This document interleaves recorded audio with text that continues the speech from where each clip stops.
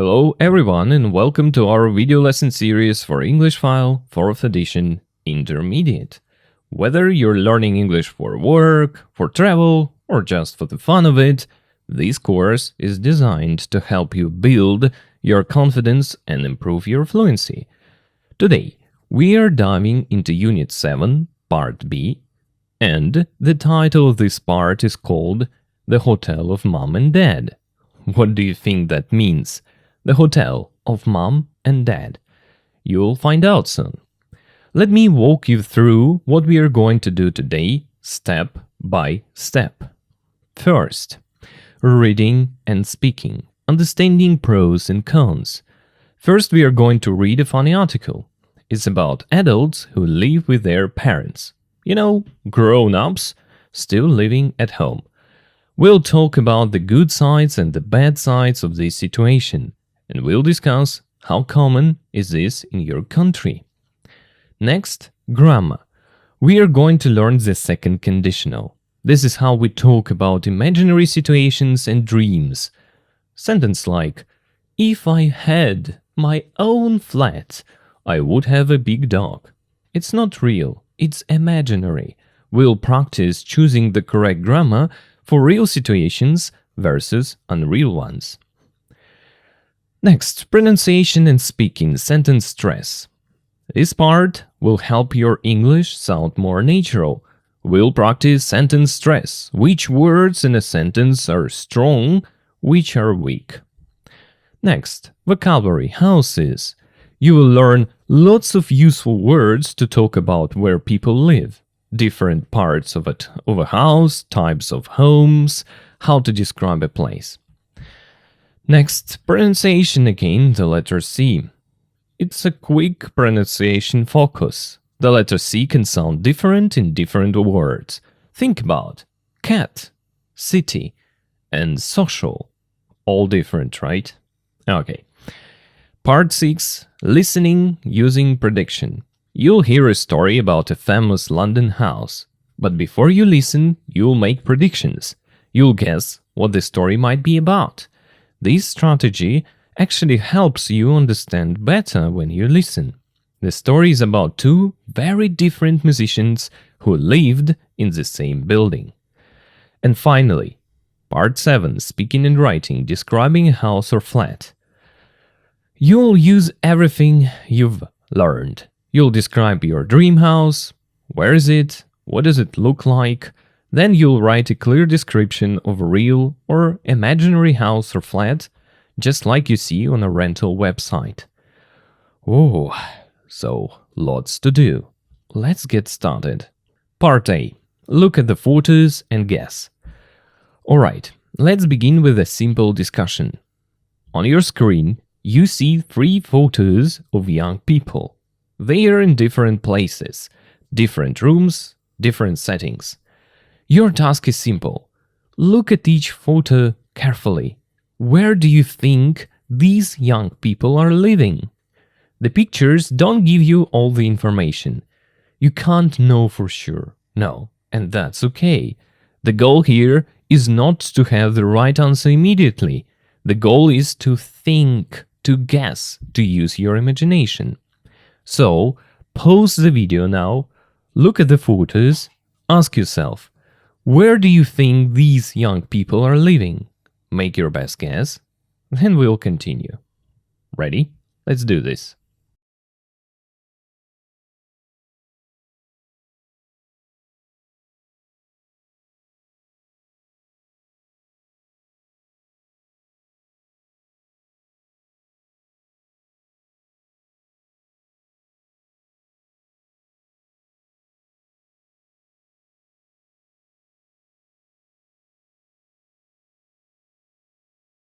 Alright, now we are going to answer the rest of the questions.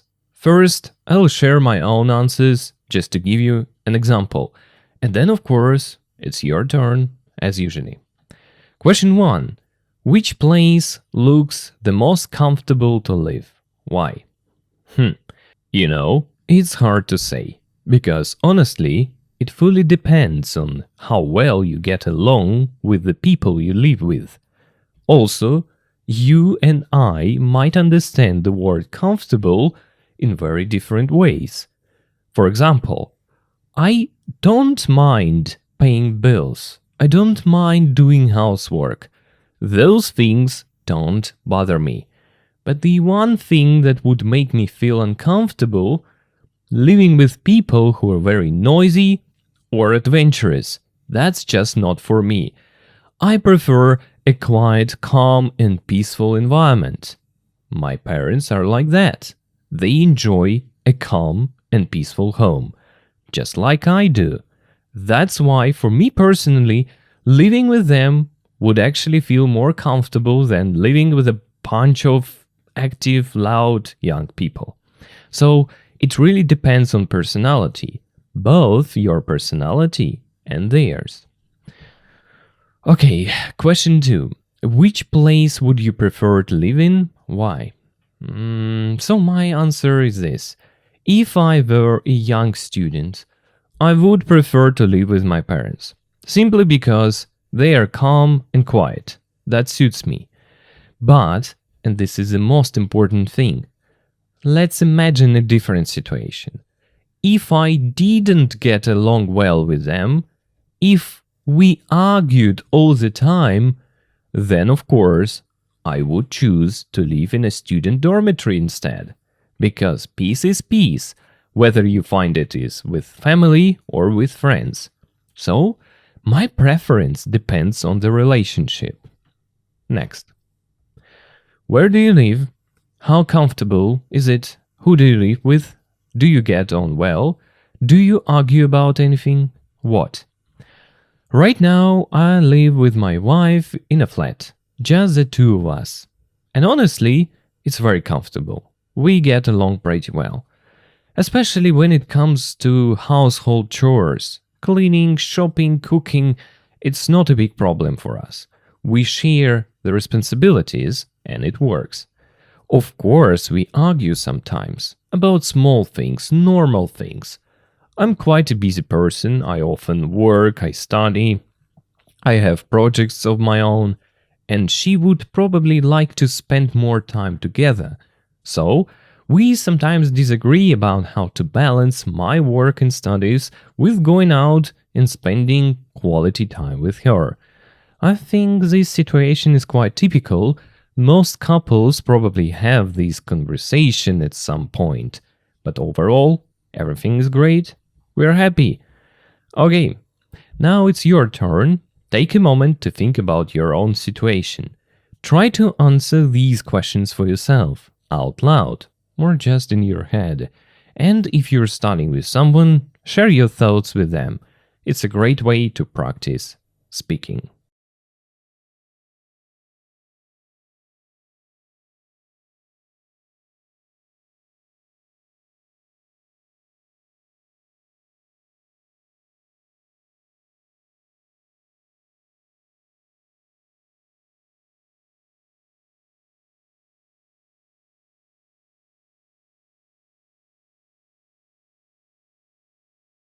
Part B. Brainstorming advantages and disadvantages. Now let's think a little deeper. Look at the title of the article on your screen. It's called Things You Know If You Still Live with Your Parents. Interesting title, right? Here's your task. I want you to brainstorm. Think of one advantage, one good thing, and one disadvantage, one bad thing about living with your parents when you're an adult. To help you start your sentences, you can use these phrases. For an advantage, one advantage is that, or a good thing is that. For a disadvantage, one disadvantage is that, or a bad thing is that. So pause the video for a moment, think about it. What's good about living with your parents as an adult? What's not so good?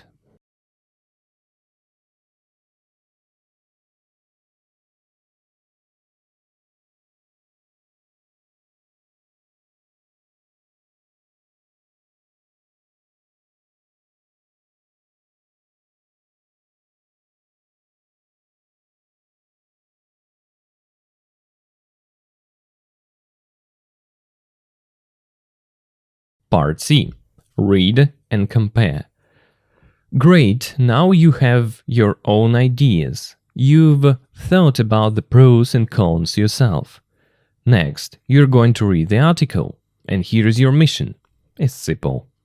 As you read, look for the pros and cons the writer mentions. Ask yourself, were my ideas from part B in the article? Did the writer talk about the same advantage you thought of? Did they mention the same problem? You don't need to understand every single word. That's not the goal. Just read to get the general idea and to see if your guesses were correct. Try to find at least one thing that is the same as your idea. Let's read.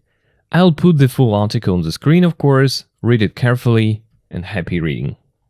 Things you know if you still live with your parents. In the UK, 25% of young adults aged 20-34 still live at home with their parents. This has gone up by 20% in the last 20 years. So, what are the pros and cons? The downside.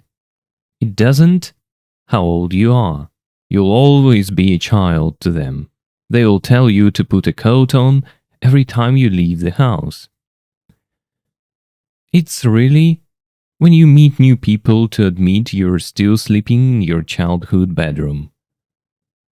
You have to them know all your movements and text them to say you're going to be home late. 99% of the time after a night out, your parents will be waiting for you, even if it's 4 a.m.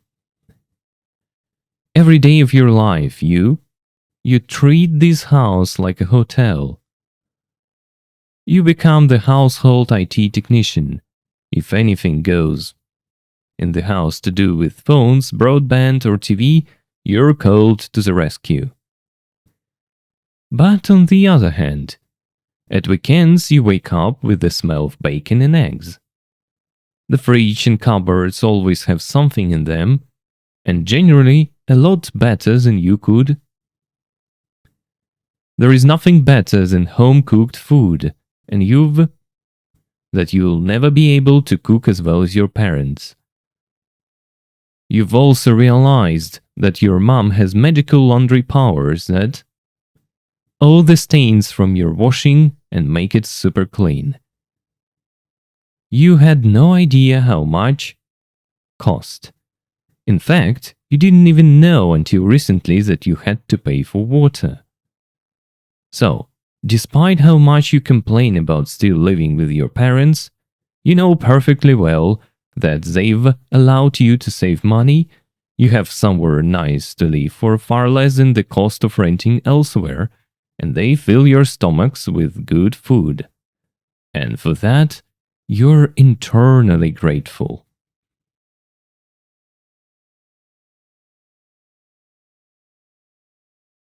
Now let's look at the article more closely.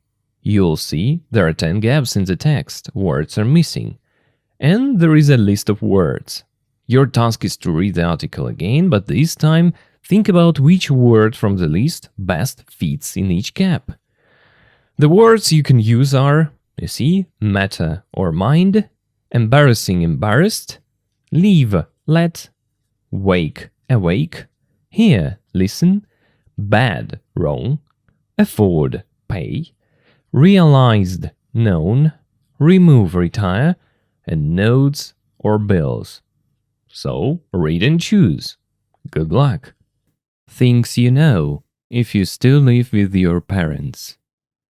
In the UK, 25% of young adults aged 20-34 still live at home with their parents. This has gone up by 20% in the last 20 years. So, what are the pros and cons? The downside. It doesn't how old you are. You'll always be a child to them. They'll tell you to put a coat on every time you leave the house. It's really when you meet new people to admit you're still sleeping in your childhood bedroom. You have to them know all your movements and text them to say you're going to be home late. 99% of the time after a night out, your parents will be waiting for you, even if it's 4 a.m. Every day of your life, you treat this house like a hotel. You become the household IT technician, if anything goes in the house to do with phones, broadband, or TV, you're called to the rescue. But on the other hand, at weekends you wake up with the smell of bacon and eggs. The fridge and cupboards always have something in them, and generally a lot better than you could. There is nothing better than home-cooked food, and you'll never be able to cook as well as your parents. You've also realized that your mom has magical laundry powers that all the stains from your washing and make it super clean. You had no idea how much cost. In fact, you didn't even know until recently that you had to pay for water. So, despite how much you complain about still living with your parents, you know perfectly well that they've allowed you to save money, you have somewhere nice to live for far less than the cost of renting elsewhere, and they fill your stomachs with good food. And for that, you're internally grateful.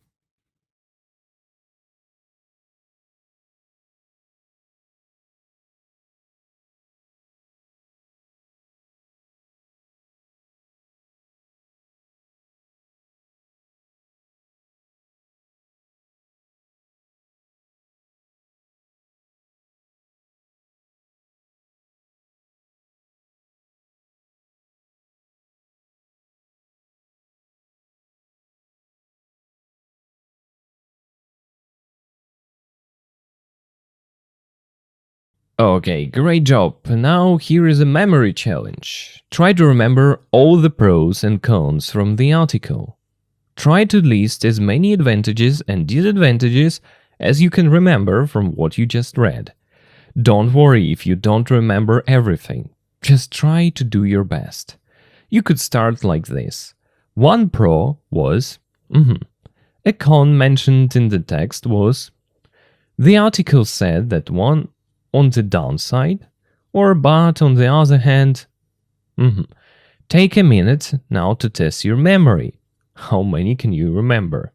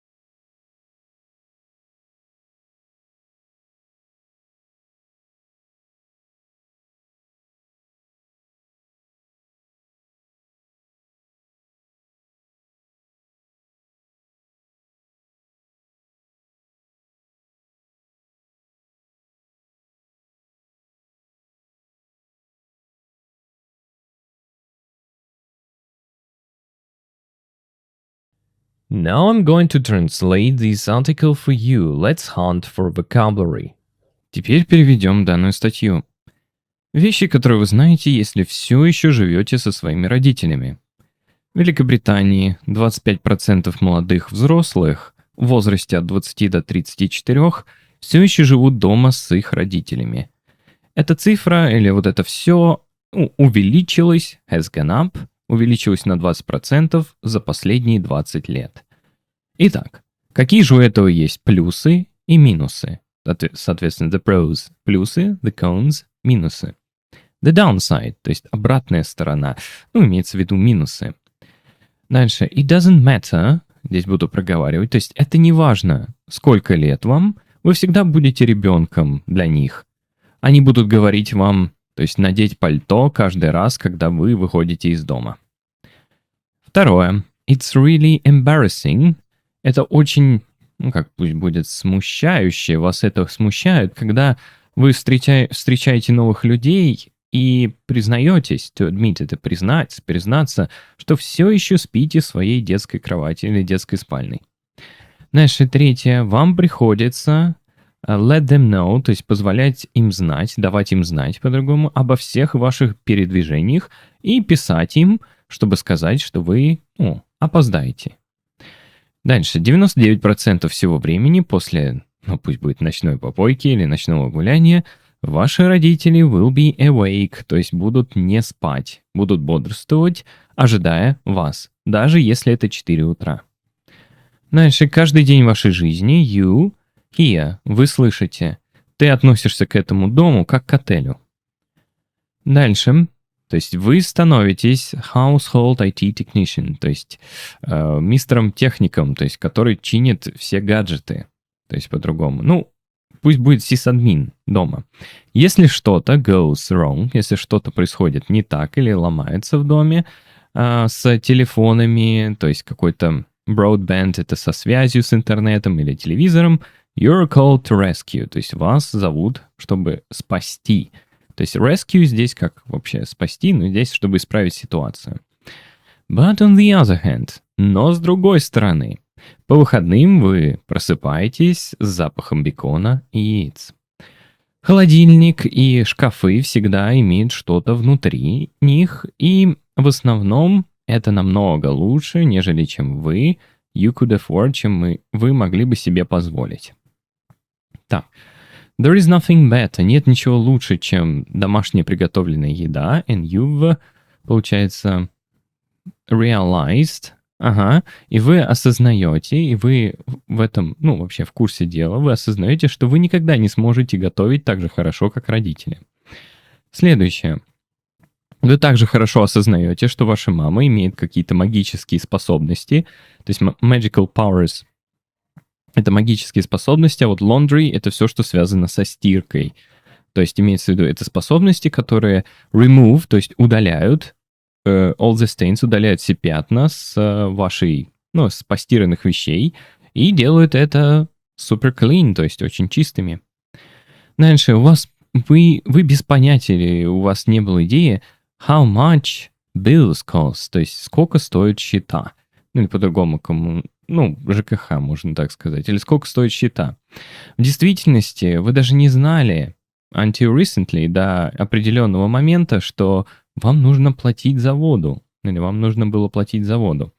Итак, несмотря на то, как много или как часто вы жалуетесь про то, что вы живете все еще с родителями, вы знаете идеально хорошо, что они позволили вам сэкономить деньги. У вас есть кое-где что-то хорошее, где можно жить за far less, то есть далеко за менее, чем та стоимость снятия квартиры где-нибудь еще. И они наполняют ваши желудки хорошей едой. И за все это вы eternally, это как бы бесконечно grateful, благодарны. То есть и за все это вы бесконечно благодарны. Ну что ж, вот такая вот была статья. Давайте двигаться дальше. Okay, now let's connect the article to real life. This is where we take the ideas from the page and bring them into your world. I'm going to ask you 4 questions. And before you answer, let me share my own thoughts first, just to get us started. Question 1. Is it common in your country for adults in their 20s and 30s to live with their parents? In my country, I would say it's about 50-50 really. Nowadays, it's becoming more and more common. The economy has changed, housing is expensive, jobs aren't as stable, so more young adults are staying home longer. But here's the thing. There is still this old belief, this traditional idea that by the time you're 20, you should already have a degree, a good job, a family, and your own house. So people understand logically that it's not a big deal to live with your parents until you find a really good job. They get it. But emotionally, many still feel guilty about it. And almost everyone, is a bit afraid to admit, to say it, that they are still at home with their parents. There's a kind of shame there, but even if there shouldn't be, actually. Okay, question 2. What are the main reasons why young adults stay at home where you live? There is one obvious, huge reason. Money. Simple as that. Young people simply can't afford their own flat or house. It's nearly impossible to buy a place without help from family. A big loan, a gift, at least something. And even renting. That's a huge financial burden. In many cases, rent can take 70% of or more of what a young person earned. Imagine that. So you work all month and 70% of your paycheck goes just to have a roof over your head. It's a really tough situation, and honestly, it's quite sad. So they stay home, save money, and wait for the better. Question 3. Do you think there's a stigma about living with your parents when you're an adult? Yes, absolutely. That's exactly what I was talking about. There is definitely a stigma.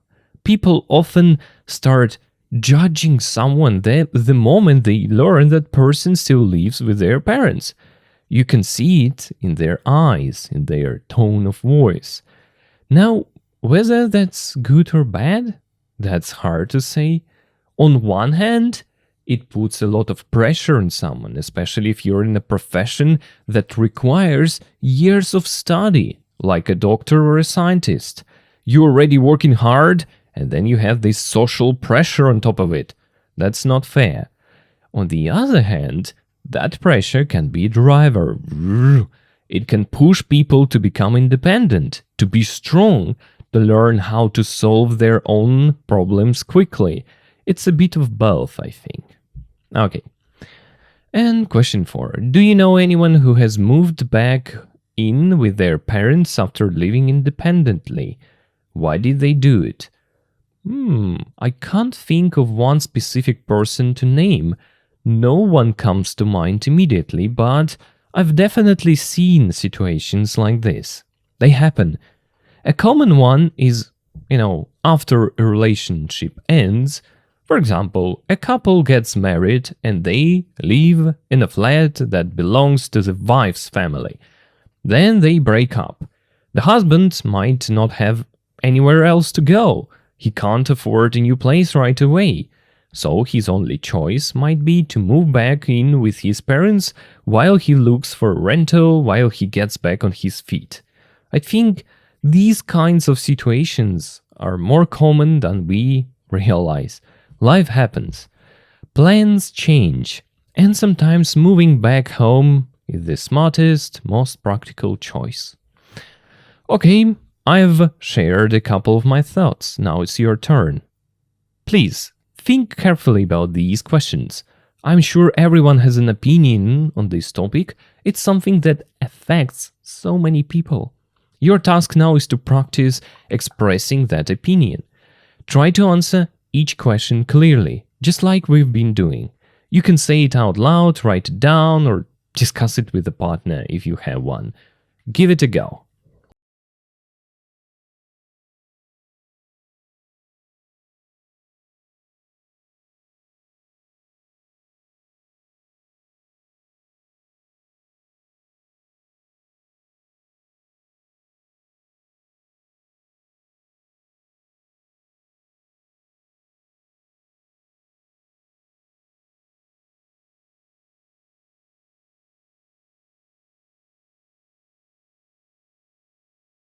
Now let's move to grammar, but we'll start by looking at something familiar.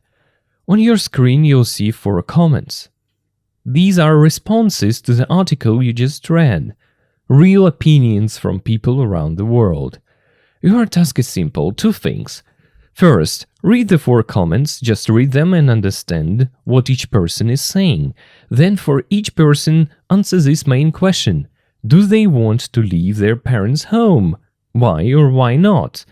Look at what each person says about their situation. For example, Vivian says, if I had the money, I'd move out immediately. So, what do we learn? She does want to leave, but she needs money. That's her reason. Find the reason for each person. You can just think about it, or again, discuss it with someone. Vivian, I know there's a good side, but all I want is somewhere that's my own, where I can do what I want, where I can have my own furniture and pictures, where no one can tell me what to do. If I had the money, I'd move out immediately. Marka, I'm perfectly happy living with my parents. If I lived on my own, I'd have to pay rent and do the housework and the cooking. Here, somebody else cooks and cleans. I have a nice room. Why would I want to leave? Even if I could afford it, I wouldn't move out. Not until I get married. Andrea, it isn't that my parents aren't good to me, they are. If they weren't, I wouldn't live with them.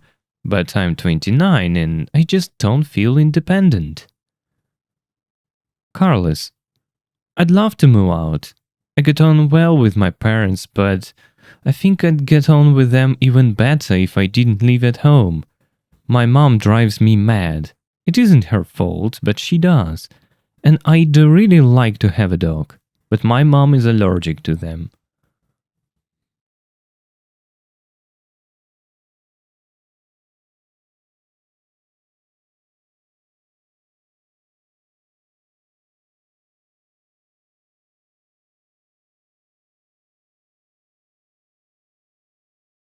Okay, let's check your ideas. Vivian, yes, she wants to leave. She says all she wants is somewhere that's my own, where no one can tell me what to do. That's independence. That's freedom. And she explicitly states, if I had the money, I'd move out immediately, so it's clear she wants to go. Next is Marco. No, he does not want to leave. He's perfectly happy. He has benefits at home. Somebody else cooks and cleans. He has a nice room. Living on his own would mean paying rent and doing chores. His final line says it all. Even if I could afford it, I wouldn't move out. So, no desire to leave.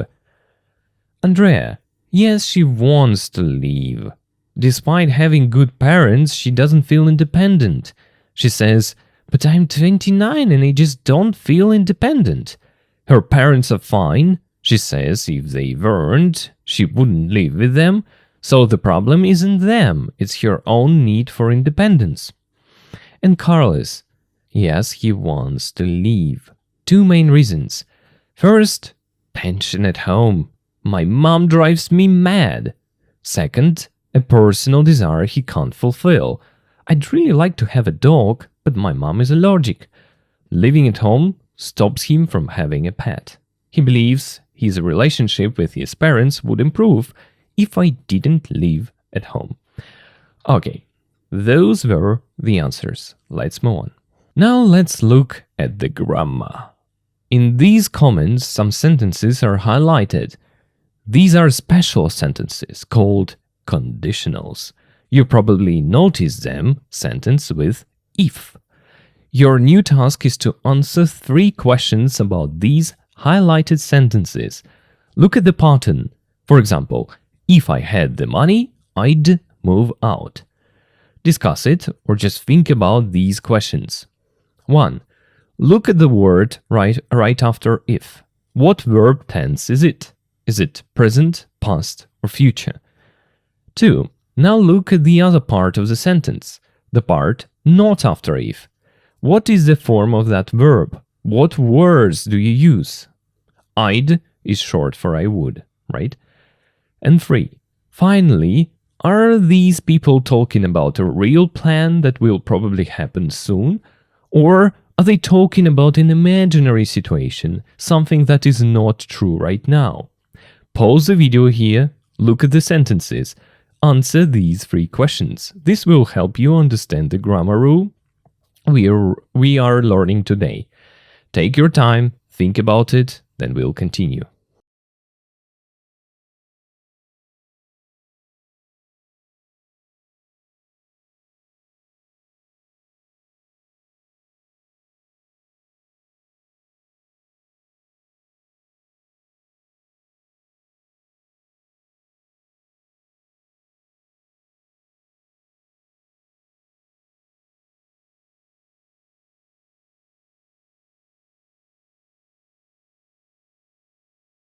Alright, let's look at those questions again and really understand the answers. This is important because it's the key to the second conditional.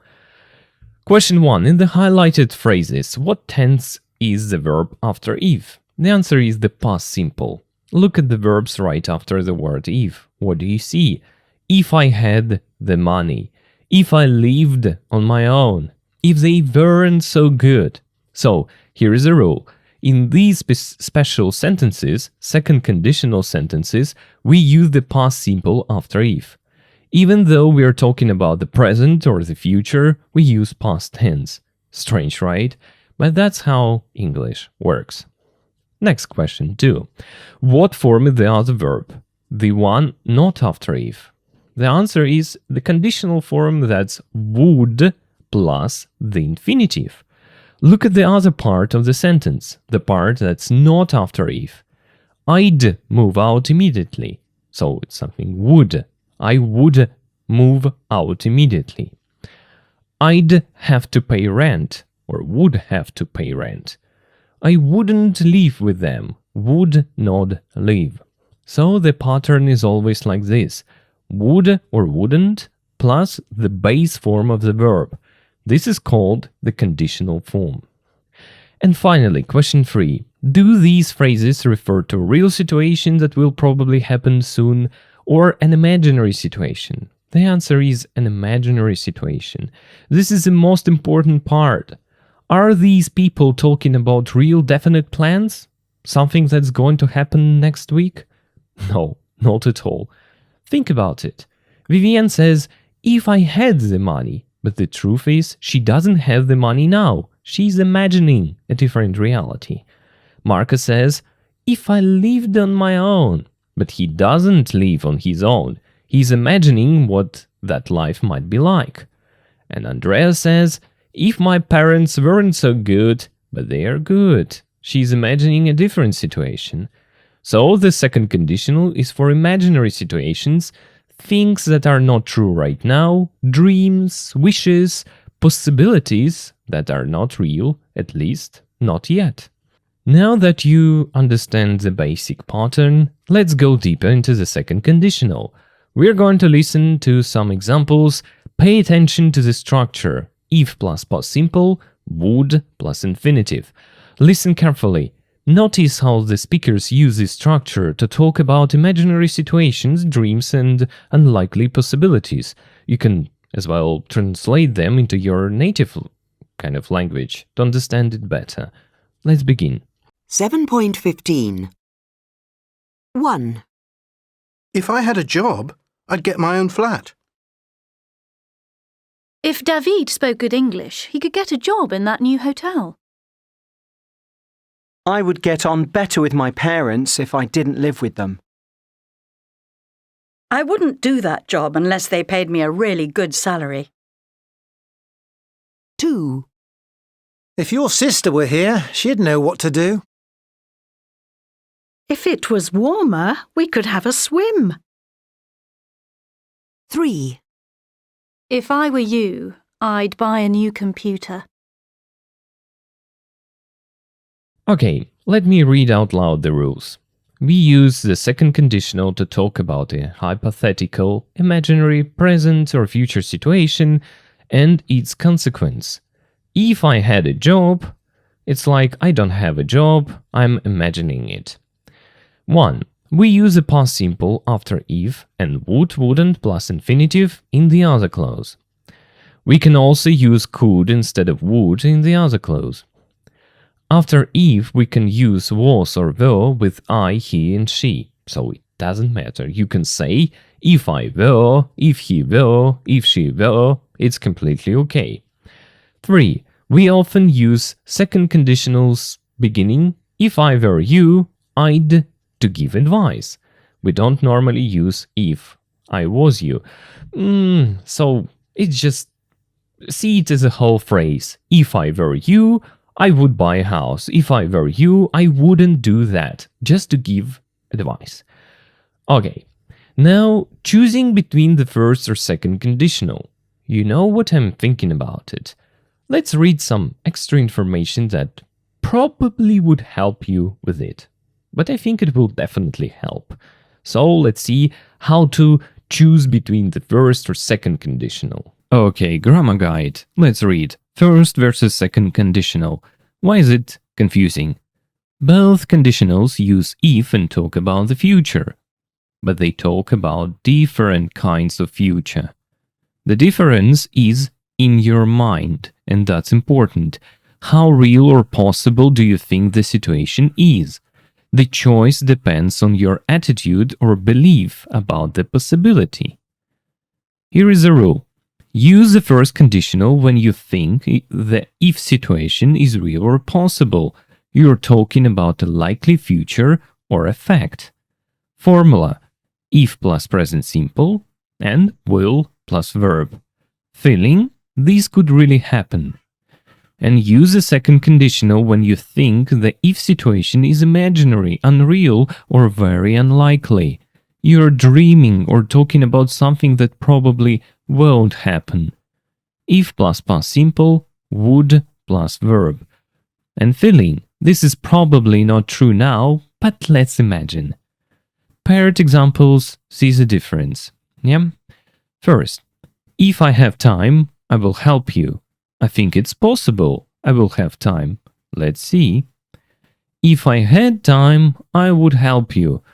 I don't have time now. I'm imagining a different reality. If it rains tomorrow, we will cancel the picnic. Looking at the sky, it might rain. This is our plan. If it rained every day, I would move to another country. But it doesn't rain every day. I'm talking about an unreal situation. If you don't study, you won't pass the exam. A real warning about a possible future consequence. If you were a millionaire, what would you buy? You're probably not a millionaire. We are just imagining. If I see him, I'll tell him the news. I might see him, it's likely. If I saw a ghost, I would scream. I don't expect to see a ghost. I'm imagining my reaction. And unless you hurry, if you don't hurry, you will be late. A real situation happening now with a likely future result.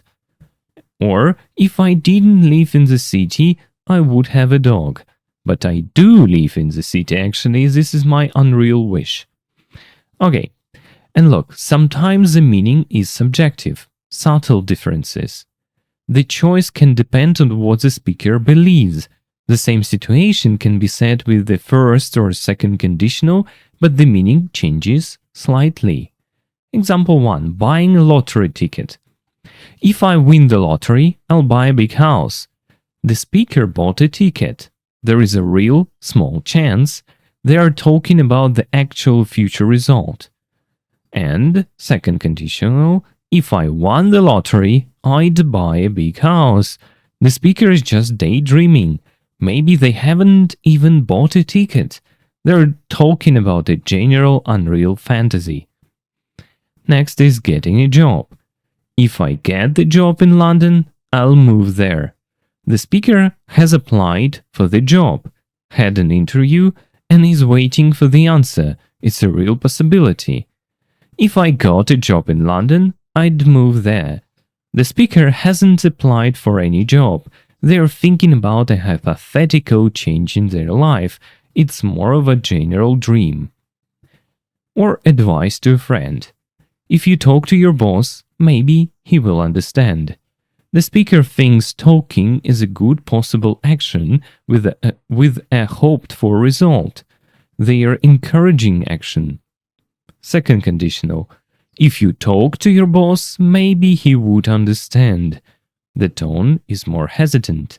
It implies the friend is not talking to the boss now, and the speaker is imagining what could happen if they did. Remember, the first conditional feels more direct, factual, and likely. The second conditional feels more hypothetical, dreamy, and polite, especially for advice or requests.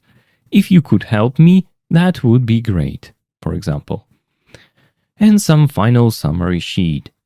Okay, so aspects, let's start with it. Use it for. First conditional, real possible future situations, unreal, imaginary, or unlikely situations. If clause, present simple, if I have, past simple, if I had. Result clause, will, won't, plus verb, would, wouldn't, plus verb. Speaker's mindset, this is a possibility, let's imagine something different. Common for plans, warnings, promises, logical consequences. Here are dreams, hypotheticals, giving advice if I were you, and polite requests. Okay, I hope this information will help you in the future. Now, let's move on. Now I'm going to translate these rules for my Russian-speaking audience. If you don't need this part, skip it and go to the grammar exercises. Так, теперь быстренько пробежимся по этим правилам. Это у нас второе условное предложение. Второе условное. Выбор между вот этими первым и вторым условным. Вообще, второе условное предложение у нас состоит, по структуре делается таким образом. Мы после if используем время past simple, а вторая часть у нас would, wouldn't и infinitive. Их, конечно же, можем менять местами. Но это как с первым conditional, который мы разбирали на предыдущем уроке. Вот небольшие примеры, давайте их переведем. Вот была бы у меня работа, я бы купил себе квартиру. Если бы Дэвид говорил бы на хорошем английском, он мог бы получить работу в том новом отеле. Я бы поладил со своими родителями лучше, если бы я с ними не жил. И я бы не делал эту работу, если бы они не платили мне хорошую зарплату. Если бы твоя сестра была здесь, она бы знала, что делать. И если бы было бы теплее, мы могли бы поплавать. И если я был бы тобой или на твоем месте, я бы купил новый компьютер. Вот она иллюстрация. Так, соответственно, мы используем вот этот вот второй conditional, второе условное, чтобы говорить о каких-то гипотетических либо ситуациях, которые мы представляем, то есть в настоящем или будущем, и их последствия. То есть вот если бы у меня была работа, if I had a job, но по факту человек, говоря вот эту фразу, он не имеет работы, он просто представляет это. То есть мы используем опять же past simple после if, и вторая часть у нас идет с would, wouldn't, с инфинитивом, в другой части предложения. Опять же, мы их можем менять местами. Для примера, I'd get my own flat if I had a job. Или if I had a job, I'd get my own flat. Соответственно, можно и так, и так. Дальше. Мы можем использовать could вместо would в другой части предложения. То есть, да, кое-где можно спокойно вместо would и could использовать. Так, после if мы можем, получается, использовать was или were with I, he или she. Тут дело в чем? Здесь нету такой строгости, можно спокойно говорить he were, she were, I were и так далее. Вот именно во втором conditional это звучит максимально естественно, то есть здесь это нормальная вещь. Но отдельно нужно запомнить вот эту фразу if I were you, если бы я был бы тобой. Конечно, да, немножко странно, почему не if I was you, если бы у нас I идет. Но поскольку это второй conditional, это как бы считается устойчиво. То есть мы запоминаем if I were you, если я был бы тобой, я бы там, чтобы давать советы. Мы, соответственно, это здесь и написано, что мы обычно не используем в этой ситуации if I was you. Итак, что по поводу небольшой головной боли? Как выбираем мы между первым или вторым условным? Мы используем первые или вторые условные, использование первого и второго условного обычно зависит от того, насколько вероятно что-то случится, по вашему мнению. Вот это вот важно. То есть, если у меня будет время, я тебе помогу. Это реальная ситуация, это возможно, или возможно у меня будет время. Поэтому здесь первое условное. А что у нас здесь? Вот если бы у меня было время, я бы тебе помог. А это гипотетическая, то есть ситуация, которую мы представляем. На самом деле у меня нет времени. Вот если бы было бы, я бы обязательно тебе помог. То есть в таком контексте. Так, соответственно, would, wouldn't плюс инфинитив. То есть мы часто используем would, wouldn't плюс инфинитив, когда мы говорим про какие-то ситуации, которые мы представляем. Имеется в виду, что это можно использовать даже без if. То есть мой идеальный отпуск был бы, наверное, неделькой на Багамах. Или я бы никогда не купил машину такую же большую, как у тебя. То есть это просто без if, would плюс wouldn't, точнее не wouldn't, а would и wouldn't плюс инфинитив, чтобы говорить про какие-то нереальные ситуации, которые мы представляем. Ну, аналог — это наша частичка бы. Я бы это сделал, я бы это купил, наверное, если бы, да кабы. То есть вот такие вот условные предложения. Ну, очень много примеров было приведено в предыдущей части, когда я объяснял, в чем разница между первым и вторым. Ну, через английский также там прям куча примеров. Надеюсь, та часть была понятна. Что ж, много теории, это, конечно, хорошо, но давайте приступать к практике. Grammar practice. Alright, now it's time to practice making sentences. This is where we take the rules we just learned and actually use them. We have two parts here. Let's go through them step by step. Exercise A. Complete the sentences. Look at the two examples at the top. They show you how to build a second conditional sentence.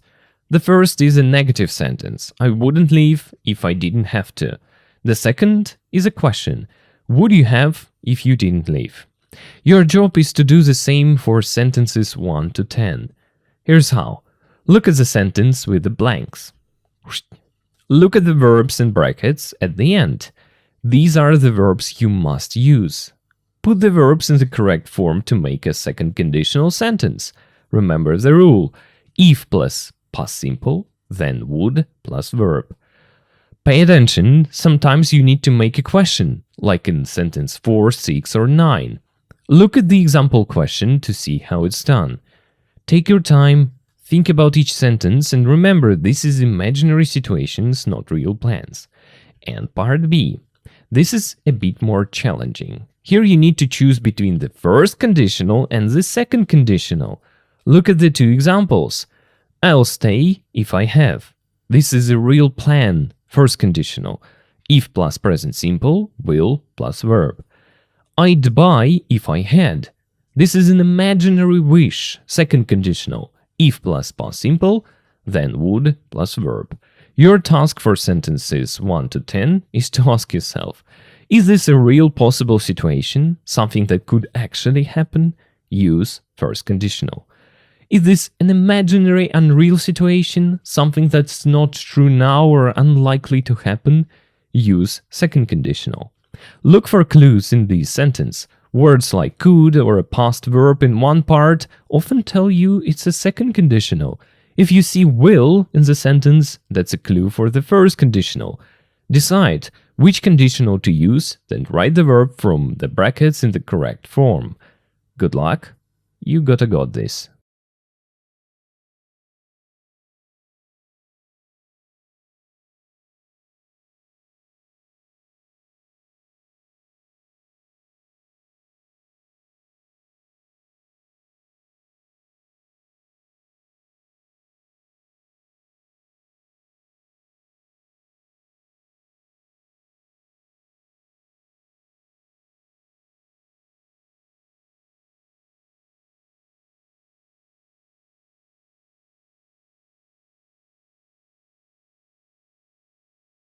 Okay, let's do this. Write second conditional sentences in questions. I wouldn't live with my parents if I didn't have to. Would you have a dog if you didn't live in a flat? Okay, so Nick wouldn't, wouldn't have to. Let's make it a bit smaller, I think, like this, yeah. Nick wouldn't have to commute every day if he worked from home. But he doesn't work from home, actually. We are just imagining it. Okay, if they didn't have such a noisy dog, they would get on better with their neighbors. Oh, it makes sense. 3. I wouldn't buy that bike if I were you. It's too expensive. I hope you remember that to give some advice, we use the structure if I were you. So you just have to remember it. Number 4. Would we sell our house if somebody offered us enough money? If my mother-in-law would... No, sorry. After if we use the past simple, yes? If my mother-in-law lived with us, we would get divorced. We would get divorced. Next is, would you share a flat with me if I paid half the rent? 7. If my sister... Again, after if we use a past simple, if my sister tidied her room more often, it wouldn't be such a mess. Next is, you me like this if you really... Okay, you wouldn't treat me like this if you really loved me. If we painted the kitchen white, would it look bigger?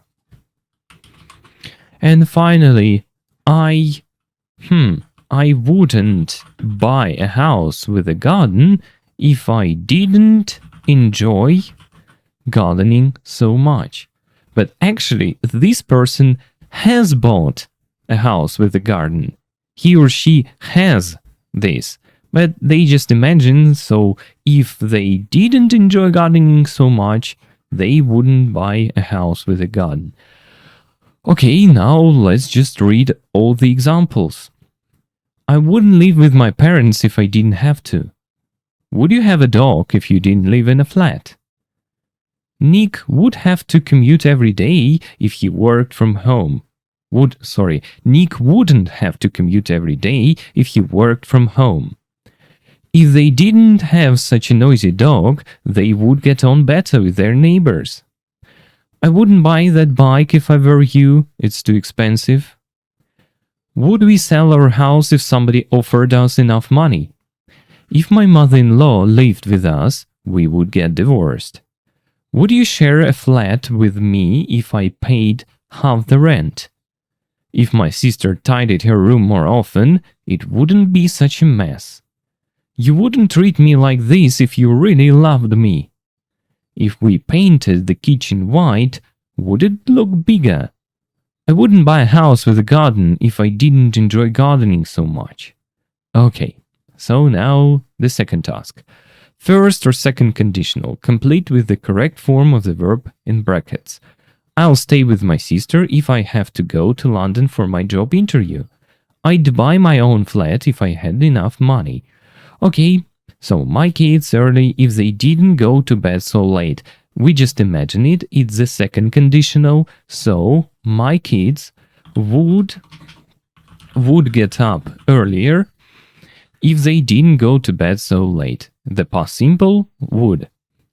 Where if you go to university? It's the first conditional. You see, present simple. So where will you live if you go to university? Next, 3. If you your exams, what will you do? Again, it's the first conditional with will. Here we need present simple. If you don't pass your exams, what will you do? I'd buy a bigger house. We just imagine it's the second conditional. If I, were or was, if I were sure we could afford it. 5. We couldn't have a dog if we, it is the second conditional. We couldn't. Wouldn't, couldn't. Here after if we use a past simple. If we didn't have a garden. Number 6. How will you get to work? If you sell, yes, if you sell your car. It's the first conditional. How will you get to work if you sell your car? Here will, here the present simple. If we sit in the shade, we won't get sunburned. Again, the present simple, and then the next clause is with will and won't. 8. If you could change one thing in your life, what would it be? We just imagine it. Could, and here would, yeah? If you could change one thing in your life, what would it be? Yes, it's a okay question. He won't be able to pay next month's rent if he doesn't find a job soon. Will won't, present simple. If she made less noise. The past simple, so her neighbors wouldn't complain. So here we go. I will read just the answer keys here. I'll stay with my sister if I have to go to London for my job interview. I'd buy my own flat if I had enough money. My kids would get up earlier if they didn't go to bed so late. Where will you live if you go to university? If you don't pass your exams, what will you do? I'd buy a bigger house if I were sure we could afford it. We couldn't have a dog if we didn't have a garden. How will you get to work if you sell your car? If we sit in the shade, we won't get sunburned. If you could change one thing in your life, what would it be? He won't be able to pay next month's rent if he doesn't find a job soon. If she made less noise, her neighbors wouldn't complain so often. Okay, so I think it's enough for these two exercises. Now let's do some extra practice. Extra grammar practice. Let's practice using the grammar in a real conversation. This is part A. You'll see conversation between Lily and Ben. They are looking at different houses to buy, dreaming about their future homes. Your task is simple. Read the conversation, look at the numbers with blanks, like free, At the end of each line, verbs are in brackets, like have or live. You need to put these verbs in the correct form to make second conditional sentences. Remember, again, if plus past simple, would, wouldn't plus verb. Sometimes you can use could instead of would. It's completely okay. Look at the examples. Look at the example they've given you. If we moved in there, we wouldn't need to do any work. See how it works. Moved is past simple after if, and wouldn't need is the conditional result. Use contractions where possible, wouldn't instead of would not, couldn't instead of could not. It sounds more natural. Now for part B. Actually, this part is quite similar to that one that you did a couple minutes ago. I think you know what to do. I just wish you good luck. Do these exercises, then check yourself. So practice is practice.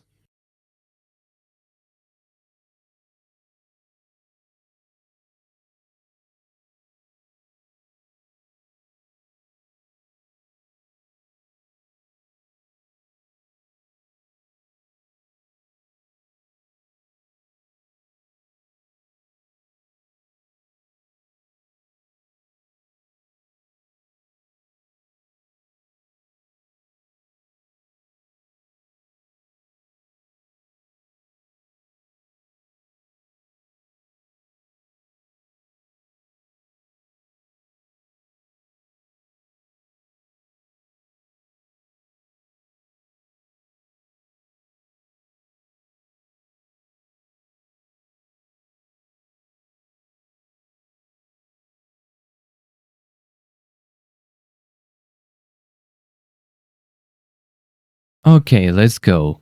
This task is the same actually. This house looks nice and it's just been built. If we moved in there, we wouldn't need to do any work. Yes, but it's on a really busy road. We would have... here I can make it bigger. One moment. Yes, we would have a lot of problems with noise if we lived there. Well, how about this one? It has 3 bedrooms, so we would have enough space if our friends or family came to stay. And the garden's huge. If my sister brought the kids, they would have lots of room to play. Yes, and we could have some great parties outside if the weather was good. So, where is it exactly? It's just outside Oxford. Oxford? That's nowhere near my work. If we moved there, it would take me over an hour to drive to the office.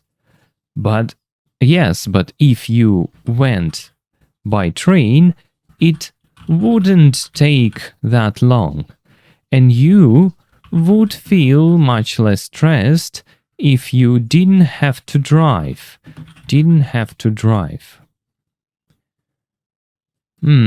I suppose so. How much is it? It says offers over £595,000.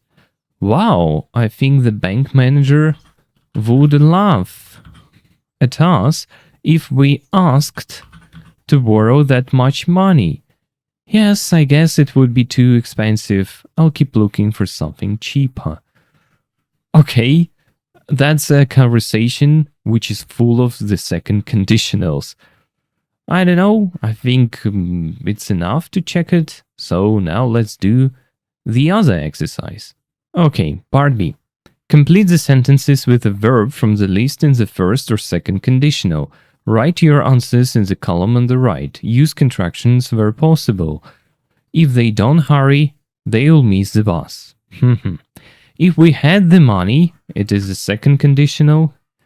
We would buy, I think. Yes, we would buy a beautiful house in the country.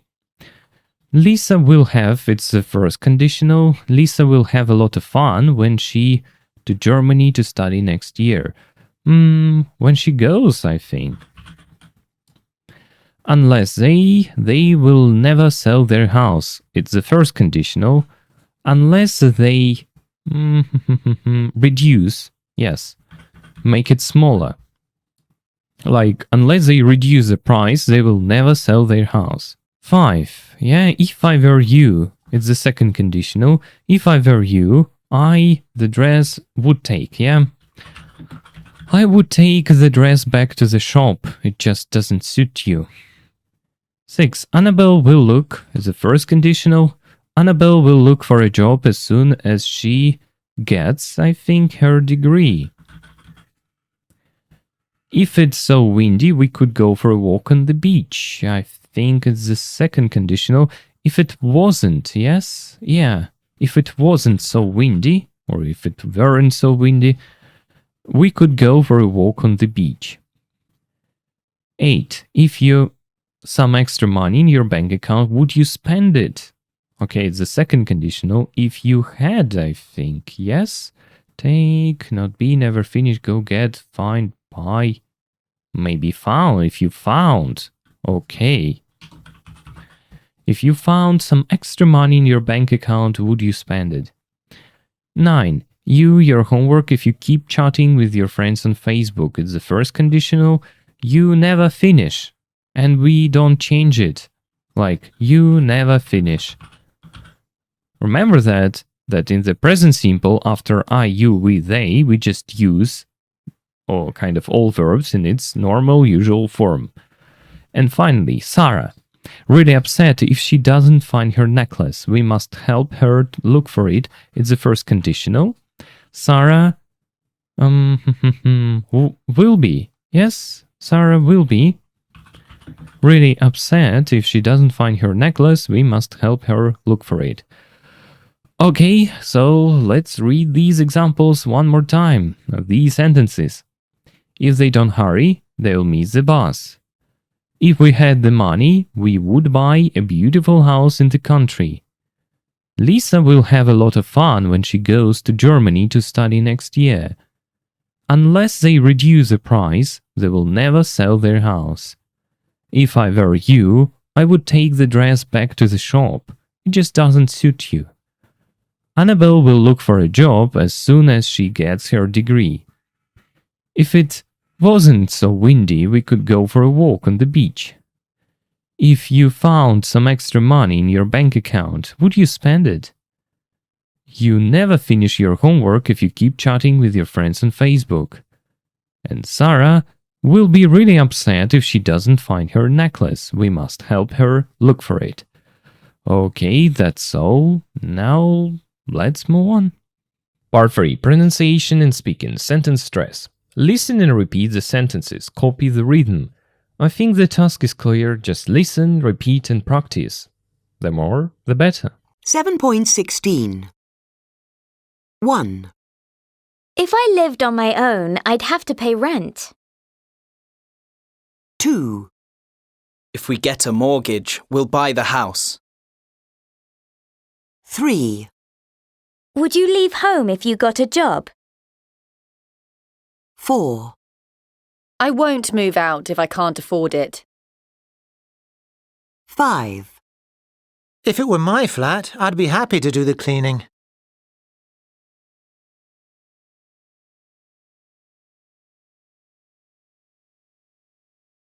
Activity B.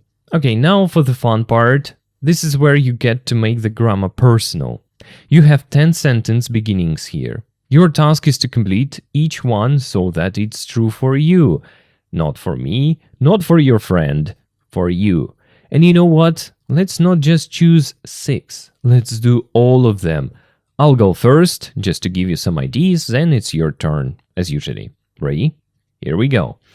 If I could live anywhere in my town or city, I'd stay right where I am.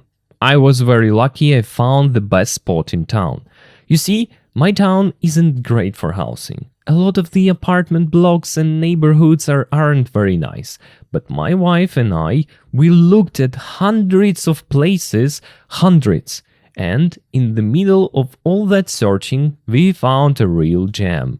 It's very green, very quiet, there's a little river nearby, and traffic is light because the main roads are about 400 meters away from us.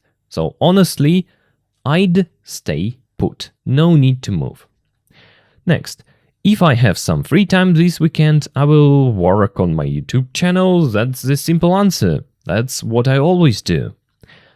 If I won a dream holiday in a competition, I would honestly feel a bit unhappy. I know that sounds strange, but let me explain. There are places in the world I'd love to see, really, but I'm terrified of flying, like genuinely afraid. So a free trip, a dream holiday, for me that would just mean extra stress. It's complicated. Next. If I could choose any car I liked, I honestly don't know. I'm not really into cars. I don't know which ones are better or worse. I just want something that works, you know? So I will leave this question for you to answer. You probably have better taste in cars than I do. Next. If I get a new phone this year, I will be upset, I think, really. I'm quite happy with my current phone. It works fine. And getting a new one would only mean that my old one is broken. And I really don't want that to happen. So no new phone, please, no. If I could choose my ideal job, I would become a writer. That would be nice. Just sitting somewhere quiet, writing stories. That's the dream. If I don't have time to do the homework tonight, I will just do it later. Simple as that, tomorrow morning maybe. Okay, next. If I was asked to work abroad for a year, I would say no. I know it sounds like a great opportunity, travel, new experiences, career growth, but I'm a family man. Being with my family is more important to me than working abroad. That's just how I feel. If I couldn't use the internet for a week, I would finally read a lot of the paper books that are waiting for me on my shelf. I have so many books I've been meaning to read. A week without internet, that might actually be the push that I need. And if I feel like going out tonight, I will take my wife to KFC or something like that. Nothing fancy, just some food, some time together, that's enough. Now it's your turn. Okay, those were my thoughts. Some serious, some a little funny, some honest. Now it's your turn. Try to complete these sentences for yourself. Think about your own life, your own dreams, your own fears. Make your answers interesting, make them unusual, make them honest. You can say them out loud, write them down, or so on.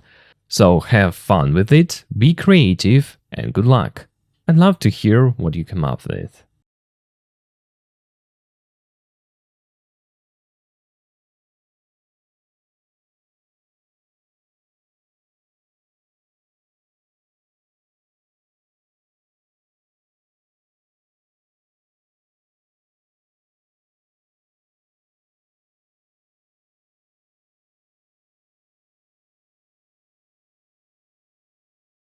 Part 4 Vocabulary Houses. Alright, now let's learn some useful vocabulary. This is part 4, and it's all about houses, the rooms, the parts, the words you need to describe where people live. We have several activities here, so let's take them step by step. Part 1. Where people live, in or on. Your first task is a grammar and vocabulary exercise. At the same time, look at the table on your screen. You'll see 6 sentences. Each sentence has a blank space where a preposition is missing. Your job is simple: decide whether it should be in or on. Read each sentence carefully and write your choice in the preposition column. For example, the first one, I leave the country. Is it in the country or on the country? Think about it. Which one sounds right? Complete all the gaps, then check your answers and learn these useful phrases. They're very common in everyday English.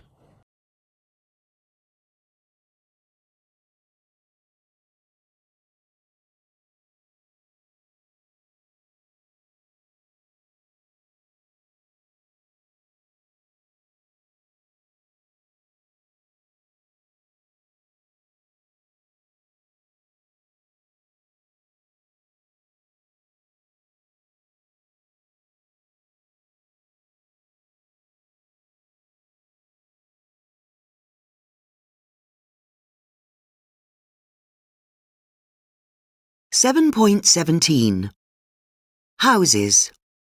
1. Where people live. 1, I live in the country, surrounded by fields. 2, I live on the outskirts of Oxford, about 3 miles from the centre. 3, I live in a village. 4, I live in Cromer, a small town on the east coast. 5, I live on the second floor of a large block of flats. 6, I live in Croydon, a suburb of London, about 15 miles from the city centre.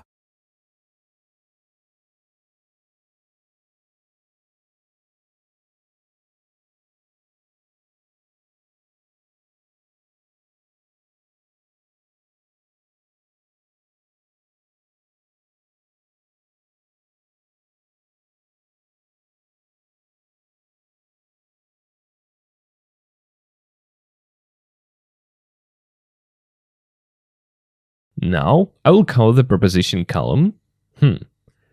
Try to say each sentence with the correct preposition from memory. This is a great way to check yourself. If you can say it correctly without looking, you've learned it.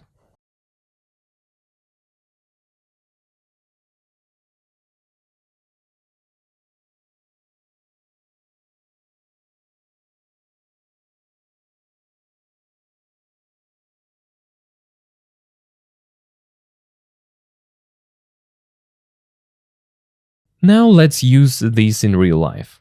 Talk to yourself, describe where you live. For example, I'll go first.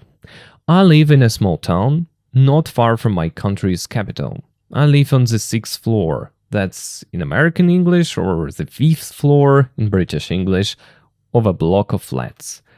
What about you? Do you live in a house or a flat, in the city or the countryside? On which floor? Try to say something about it.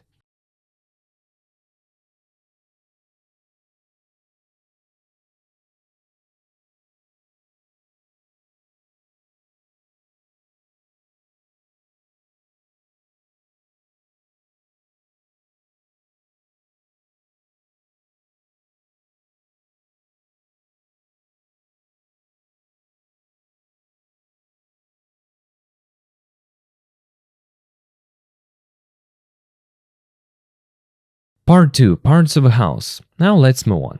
Here you'll see a list of 14 words for different parts of a house or building. Words like balcony, chimney, basement, and more. Next to the list there are pictures. Your task is to match each word to the correct picture. Look at the word, find the part of the house it describes in the pictures, and write the number or letter next to it. After you finish, listen to audio 7.18. You'll hear each word pronounced clearly. check if you match them all correctly and listen carefully to the pronunciation. Say the words out loud after the speaker. That really helps.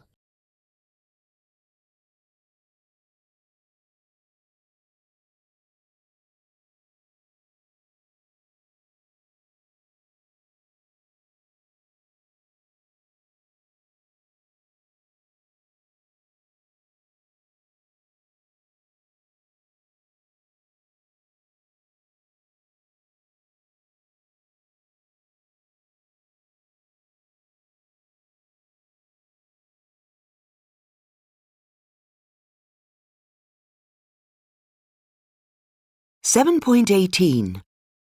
2. Parts of a house. 3. Attic. 5. Balcony. 8. Basement. 2. Chimney. 7. Entrance. 12. Gate. 6. Ground floor. 10. Path. 1. Roof. 9. Steps. 13. Terrace. 4. Top floor. 11. Wall.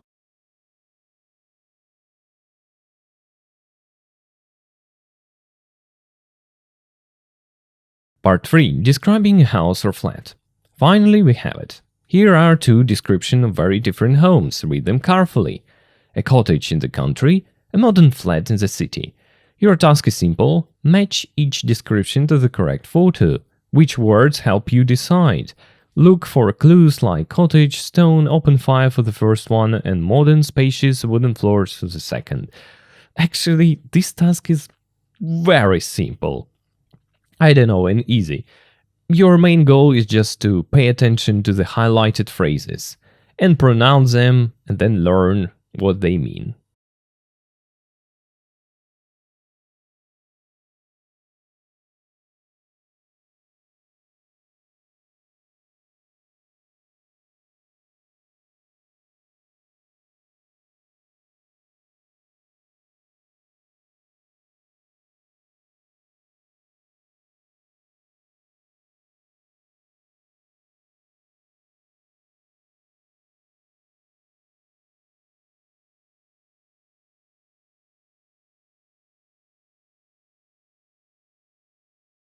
Seven 7.19. 3. Describing a house or flat.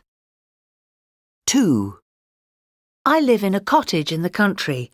It's old and made of stone, and the rooms have very low ceilings. There's an open fire in the living room, and it's very cosy in the winter.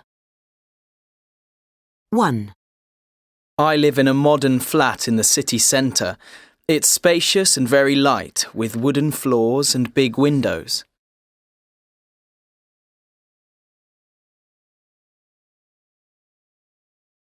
Before we move on, let's look at some important notes. These are words that often confuse learners. Chimney or fireplace. In English, chimney only refers to the structure on the roof of the house, the tall thing that smoke comes out of. Fireplace is a place inside the room where you actually burn wood or coal, where the fire is.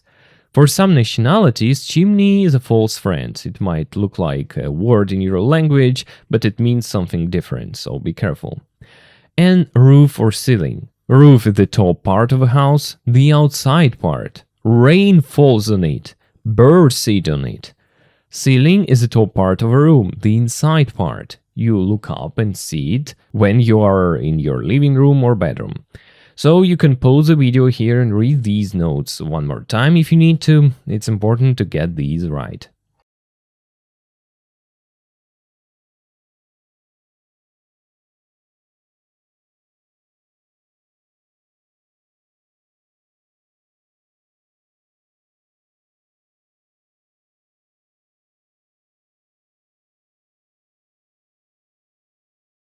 Now vocabulary check, understanding the differences. Okay, now let's make sure you really understand these vocabulary words. This is the next task. Look at the list of 7 pairs of words. Each pair might seem similar, but there is an important difference between them. Your task is simple. Just think on your own, discuss and explain the differences between the 2 words in each pair.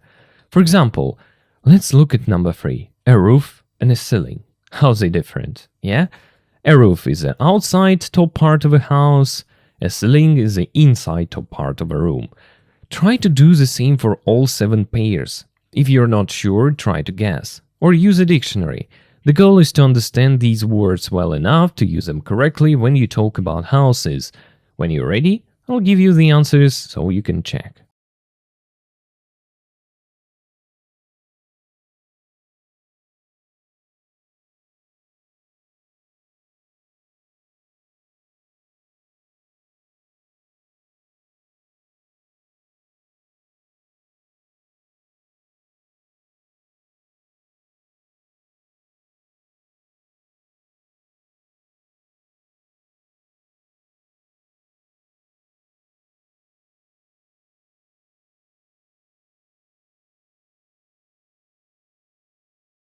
Here are the explanations for each pair. Check your IDs. The outskirts versus a suburb. The outskirts is the area farthest from the city center, where the city ends and the countryside begins. It's often less built up. For example, they live in a quiet house on the outskirts of Madrid. A suburb is a residential area with houses, schools and shops located outside but near a large city. People often commute from the suburbs to the city center for work. For example, he grew up in a suburb of Chicago. 2. A village versus a town. A village is a very small community in the countryside, often with just a few houses, a church and maybe one shop. A town is larger than a village, but smaller than a city. It has more shops, businesses and services. Next, a roof versus a ceiling. Okay, the roof is outside top of the building, the ceiling is the inside top surface of a room. Next, a balcony versus a terrace. A balcony is a small platform outside an upstairs window or door with a wall or rail for safety. It's attached to the building. A terrace or patio is a flat, hard area on the ground, usually behind the house, where you can sit, eat or have a barbecue. Number 5. A chimney versus a fireplace. A chimney is a tall, hollow structure like a tube that goes from the fireplace up through the roof. Smoke goes out through it. A fireplace is the place inside the room where you make the fire. It's often made of brick or stone. Finally, 6. The ground floor versus the first floor. The ground floor is the floor at street level. When you walk in from the street, you're on the ground floor. The first floor is the floor above the ground floor. You need to go up 1 flight of stairs. Important. In American English, the first floor is the same as the ground floor. This can be confusing, especially when you're traveling. Next, wood or wooden. Wood is a noun. It's a hard material that comes from trees, like oak or pine. You use it to build things or as a fuel. And wooden is an adjective. It describes something that is made of wood. For example, they have beautiful wooden floors. It's a wooden chair. Okay. So, how did you do? Did you get them right? If not, don't worry. That's why we practice. The important thing is to learn the difference now so you can kind of use them correctly later. Great job. Let's keep going. Vocabulary practice, completing advertisements.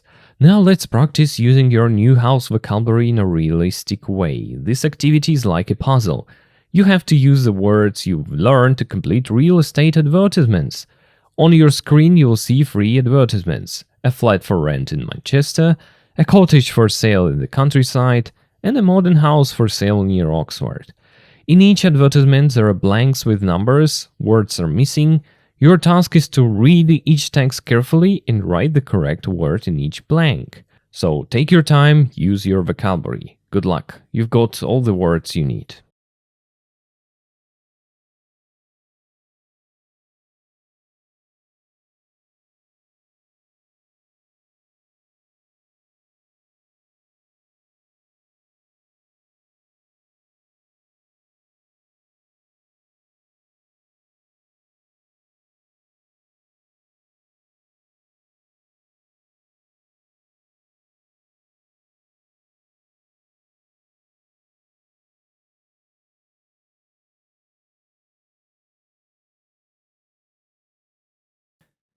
To rent.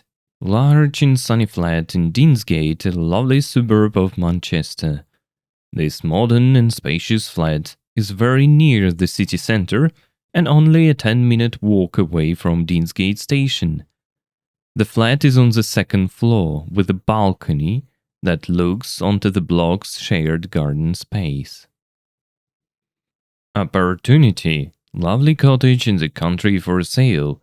It's near Bodmin or Cornwall, surrounded by fields and farms. There's a front garden leading to the entrance of this amazing old home. The front garden has a low wall and the property is accessed through a wooden gate.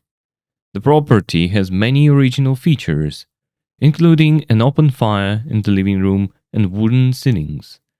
It has 3 bedrooms and 1 bathroom. The roof is in need of repairs, and the chimney will need some work before the fire can be used. Viewing is highly recommended. For sale. Designer house on the outskirts of Oxford. The property has a low-maintenance front garden with a practical path to the front door. This attractive and modern home has a terrace with amazing views of the surrounding countryside and steps down to a swimming pool. The ground floor consists of a large living room, a spacious kitchen with room for a dining table, and a small toilet. The 2 bedrooms and the luxurious bathroom are on the top floor. There is also a large basement downstairs for all your storage needs. Booking and viewing is strongly recommended, as we think it will be sold quickly.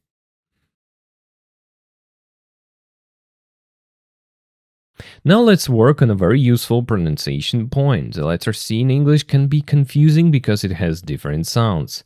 Think about it. Cat, city, chef, accident. All different. This activity will help you learn the rules. We'll do this in 2 parts.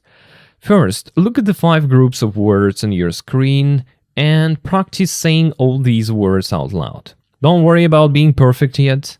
Just try, say them. Listen to how the letter C sounds in each group.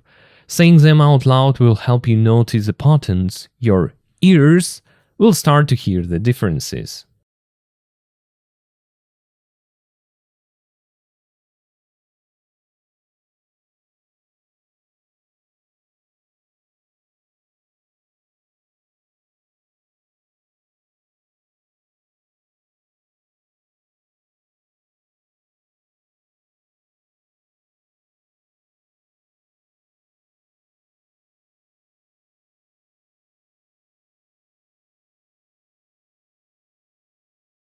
Now look at the 5 rules below the words. Your task is to complete each rule. You need to write which sound the letter C makes in that situation. The sounds are written in phonetic symbols. K, the hard sound like in cat. S, the soft sound like in city. Sh, the sh sound like in chef. And x, the x sound like in accident, something like that. Look at the groups of words from part A to help your guess. For example, in group 1, all the words have C before A, O, or U, like carpet, cozy, country. What sound do you hear? Is it K or S or X or something else? Pause the video now, write your guesses for all 5 rules, then we'll check the answers together, listen to the audio and practice saying them. Take your time, this is an important pattern that will help your pronunciation sound more natural.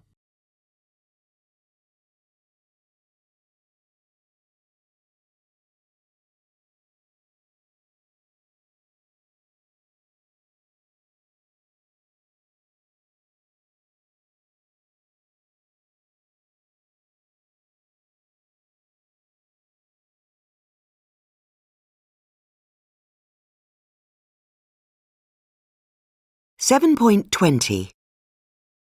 1.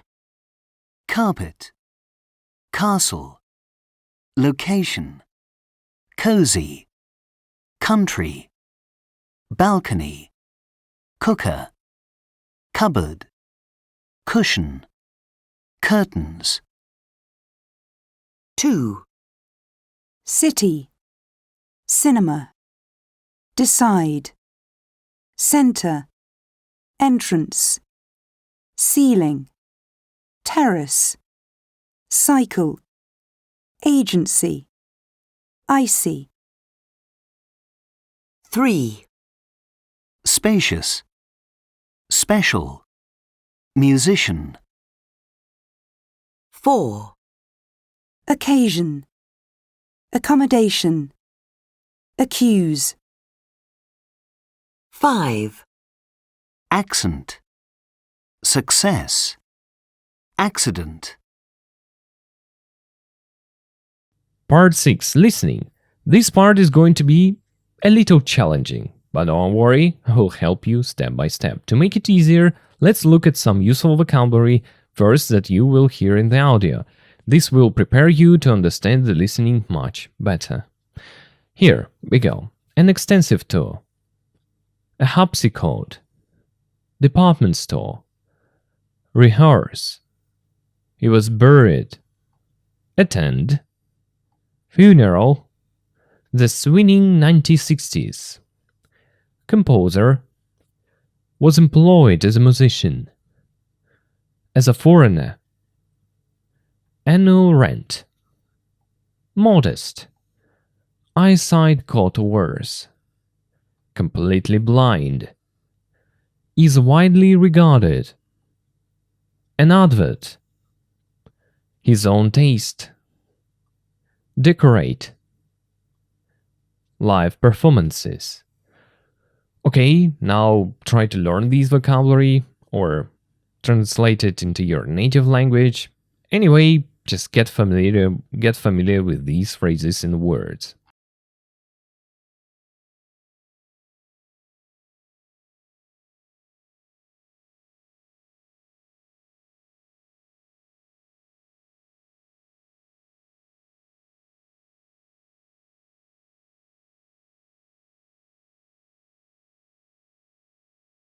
Okay, activity A.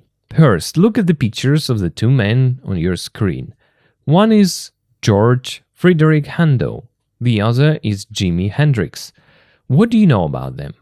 Think about their music, their time periods, anything you've heard. Handel is from the 18th century. He wrote classical music like operas and other things. Hendrix is from the 1960s. He was a rock guitarist, a legend. If you don't know anything about them, that's fine. Just guess. This is just to get your brain thinking.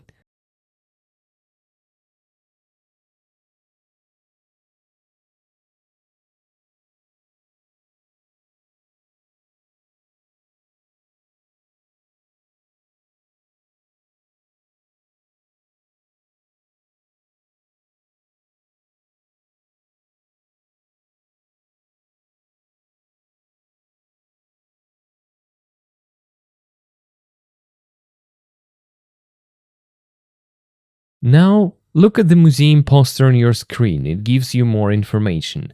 Check if your guesses from part A were correct. Then look at the two bedrooms shown, Handel's and Hendrix. Which one do you like best? Why? Think about the style, the furniture, the colors, the feeling of the room. Is one more cozy, more modern, more interesting? Talk about it with yourself, or just think. Handel and Hendrix in London. Two successful and innovative musicians left their countries and came to live in London, the city where music was happening. One came in the early 18th century when London was the center for opera, and one came in the swinging 1960s when the Beatles and the Rolling Stones were revolutionizing pop music. Where did they choose to live? In the same building, 2325 Brook Street.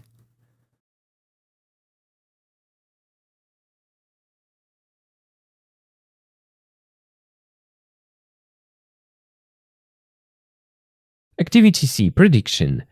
You're going to listen to an audio guide for the museum, but before you listen, there is an important strategy. Prediction.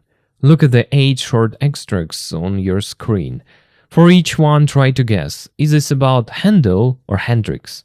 Write Hen for Handel or Hen for Hendrix next to each extract. Look for clues in the vocabulary. Words like harpsichord, 18th century or British citizen probably point to Handel. Words like press, introduced 1960s, or tour probably point to Hendrix. Making predictions like this helps your brain focus when you listen. You'll be listening to confirm your guesses, not just hearing random words. So pause the video now and make your guesses.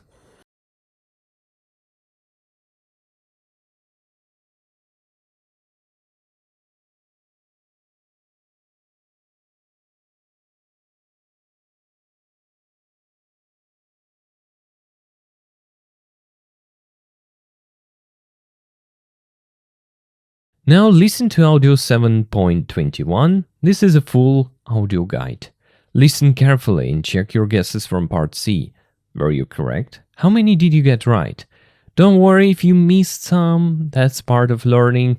The important thing is that you practiced the strategy. 7.21. Welcome to the Handel Hendrix house.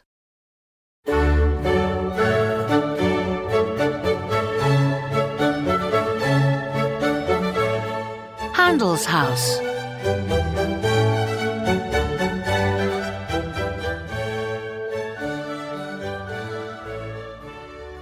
In 1712, the German composer George Friedrich Handel decided to settle permanently in England, where he was employed as musician to the English court. After living in Surrey for some years, he moved to London, and during the summer of 1723, he rented a house at 25 Brook Street. He was the first occupant of the house, but as a foreigner, he was not allowed to buy it. However, after becoming a British citizen 5 years later, he decided to continue renting the house. In 1742, his annual rent for Brook Street was £50. The plan of the house in Brook Street was usual for a modest London townhouse of the period. There was a basement containing the kitchens, and on the ground floor there was a room at the front for receiving visitors. On the first floor there were bigger rooms where Handel entertained and worked. In the largest room he kept his instruments, a harpsichord and a little house organ, and he occasionally rehearsed there. The room next to it is where he composed many of his most famous works, including The Messiah. The second floor contained the bedroom at the front, with a dressing room at the back where he kept his clothes. In the attic at the top of the house, the servants had their rooms. During the last decade of his life, Handel's eyesight got worse, and by 1754 he was completely blind. He died at his Brook Street house on the 14th of April 1759. He was buried in Westminster Abbey, and more than 3,000 people attended his funeral.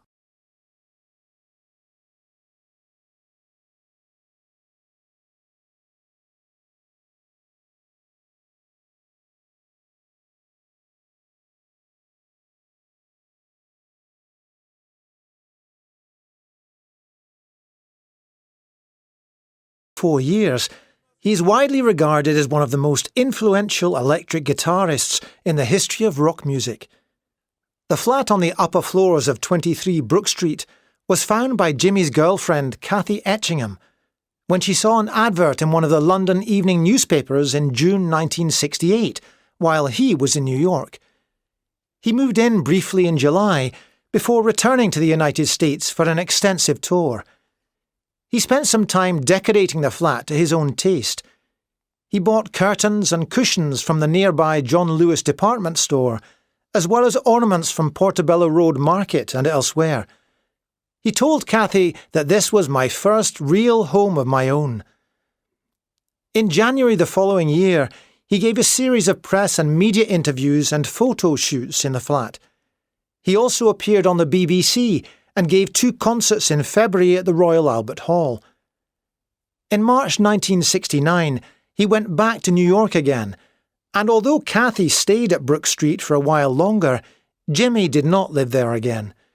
He died in London in 1970 at the age of 27, but in a hotel, not in the Brook Street flat. Over the years, his flat was used as an office until it was taken over in 2000 by the Handel House Trust. It opened to the public on Wednesday, the 10th of February 2016. The whole house is now a museum and a concert venue where both men's music can be heard in live performances.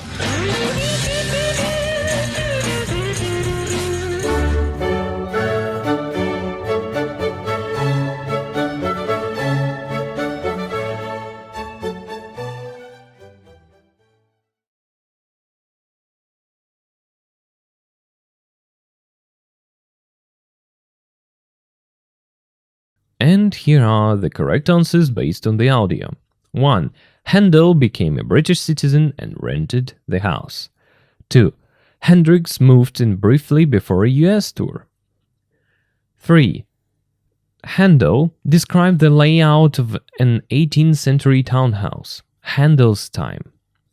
4. Handel mentions a harpsichord and house organ, again its 18th century instruments. 5. Hendrix describes buying modern furnishing for a department store and a famous market, 1960s activity. 6. Hendrix talks about press interviews and photo shoots, modern media activities. 7. Hendrix, the flat, was used as an office until 2000. And 8. Handel, burial in Westminster Abbey with a huge funeral is a historic event fitting for Handel. So, how did you do? Aren't you confused? I think you are, but it is what it is. That was, in my opinion, a bit strange task, but let's move on. Now listen to the audio guide one more time.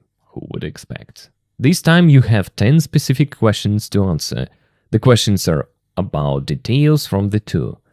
Read the questions first so you know what information to listen for. You might want to take notes while you listen because there is, I think, too much information to remember everything. But anyway, let's read the questions. 1. Who lived in 25 Brook Street before Handel? 2. Why was he not allowed to buy the house? 3. What did Handel use the rooms on the first floor for? What was the purpose? 4. What rooms were there on the second floor? 5. Who lived in the attic? 6. How long did Hendrix's career last? 7. Who was Kathy Etchingham? 8. When did Hendrix leave the flat? 9. Where did he die? And 10. What was the flat used for before it became a museum? Okay, listen it for one more time. Listen carefully and write your answers. 7.21. Welcome to the Handel-Hendrix house.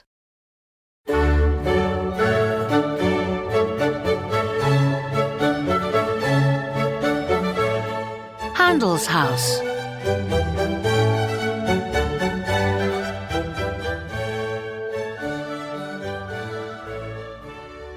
In 1712, the German composer George Friedrich Handel decided to settle permanently in England, where he was employed as musician to the English court. After living in Surrey for some years, he moved to London, and during the summer of 1723, he rented a house at 25 Brook Street.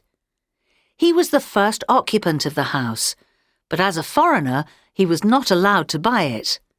However, after becoming a British citizen 5 years later, he decided to continue renting the house. In 1742, his annual rent for Brook Street was £50. The plan of the house in Brook Street was usual for a modest London townhouse of the period. There was a basement containing the kitchens, and on the ground floor there was a room at the front for receiving visitors. On the first floor, there were bigger rooms where Handel entertained and worked. In the largest room, he kept his instruments, a harpsichord and a little house organ, and he occasionally rehearsed there.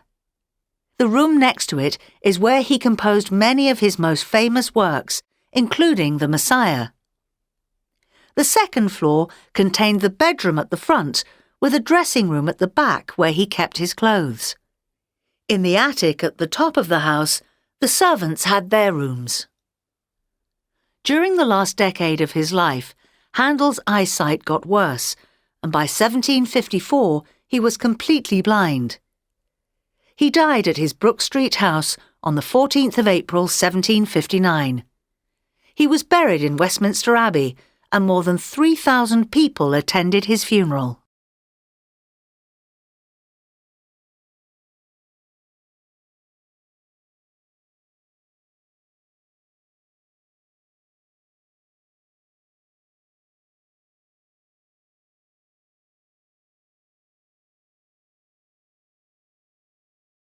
For years, he's widely regarded as one of the most influential electric guitarists in the history of rock music. The flat on the upper floors of 23 Brook Street was found by Jimmy's girlfriend, Kathy Etchingham, when she saw an advert in one of the London evening newspapers in June 1968, while he was in New York. He moved in briefly in July, before returning to the United States for an extensive tour. He spent some time decorating the flat to his own taste. He bought curtains and cushions from the nearby John Lewis department store, as well as ornaments from Portobello Road Market and elsewhere. He told Kathy that this was my first real home of my own. In January the following year, he gave a series of press and media interviews and photo shoots in the flat. He also appeared on the BBC and gave 2 concerts in February at the Royal Albert Hall. In March 1969, he went back to New York again, and although Kathy stayed at Brook Street for a while longer, Jimmy did not live there again. He died in London in 1970 at the age of 27, but in a hotel, not in the Brook Street flat. Over the years, his flat was used as an office until it was taken over in 2000 by the Handel House Trust. It opened to the public on Wednesday, the 10th of February 2016. The whole house is now a museum and a concert venue where both men's music can be heard in live performances.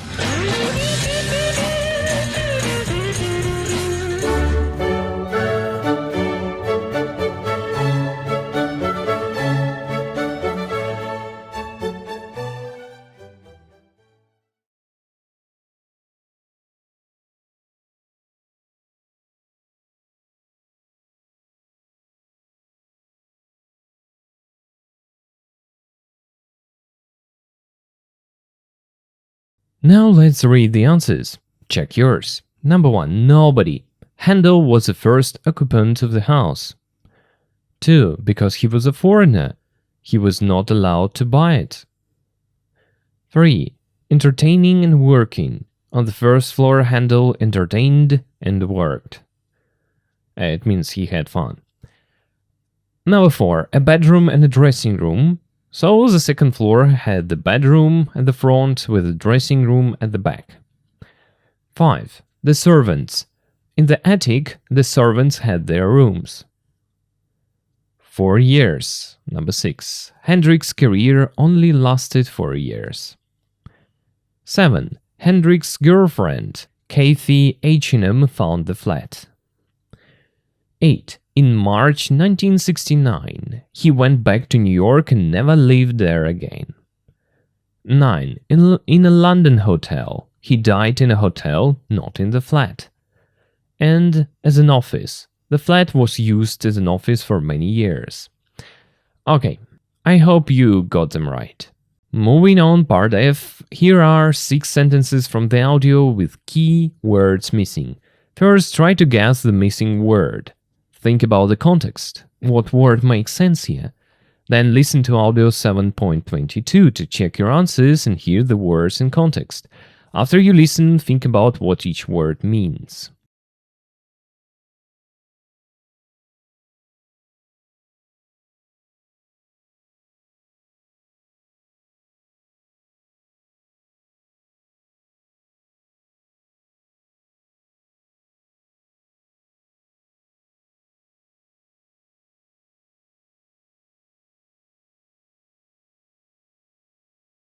7.22.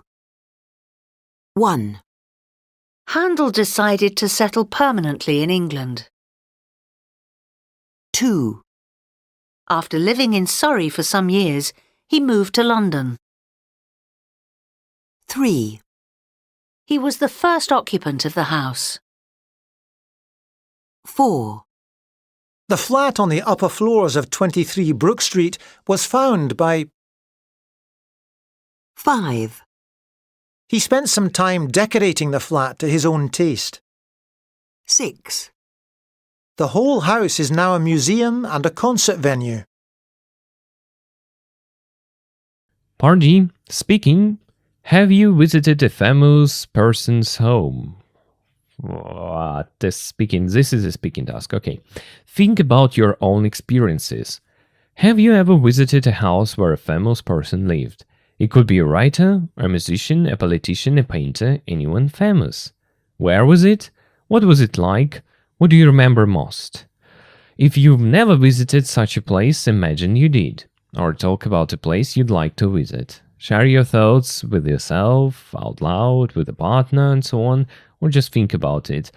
Speaking of me, I have nothing to say about it. Sorry, I've never been to a house of anyone famous.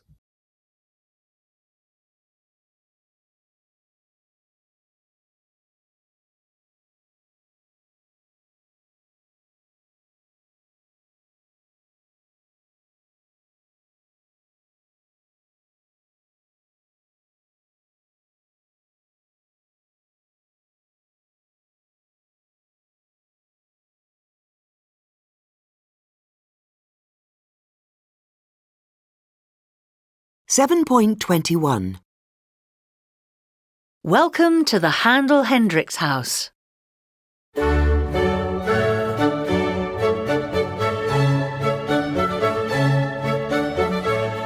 Handel's house.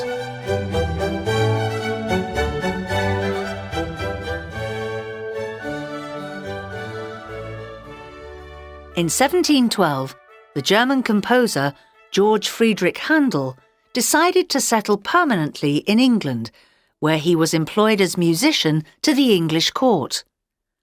After living in Surrey for some years, he moved to London, and during the summer of 1723, he rented a house at 25 Brook Street. He was the first occupant of the house, but as a foreigner, he was not allowed to buy it. However, after becoming a British citizen 5 years later, he decided to continue renting the house. In 1742, his annual rent for Brook Street was £50. The plan of the house in Brook Street was usual for a modest London townhouse of the period. There was a basement containing the kitchens, and on the ground floor there was a room at the front for receiving visitors. On the first floor there were bigger rooms where Handel entertained and worked. In the largest room, he kept his instruments, a harpsichord and a little house organ, and he occasionally rehearsed there. The room next to it is where he composed many of his most famous works, including The Messiah. The second floor contained the bedroom at the front, with a dressing room at the back where he kept his clothes. In the attic at the top of the house, the servants had their rooms. During the last decade of his life, Handel's eyesight got worse, and by 1754 he was completely blind. He died at his Brook Street house on the 14th of April 1759. He was buried in Westminster Abbey, and more than 3,000 people attended his funeral.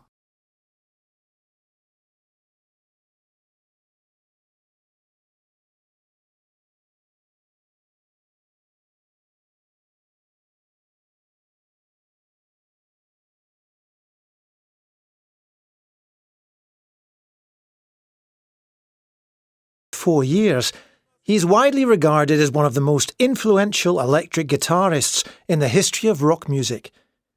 The flat on the upper floors of 23 Brook Street was found by Jimmy's girlfriend, Kathy Etchingham, when she saw an advert in one of the London evening newspapers in June 1968, while he was in New York.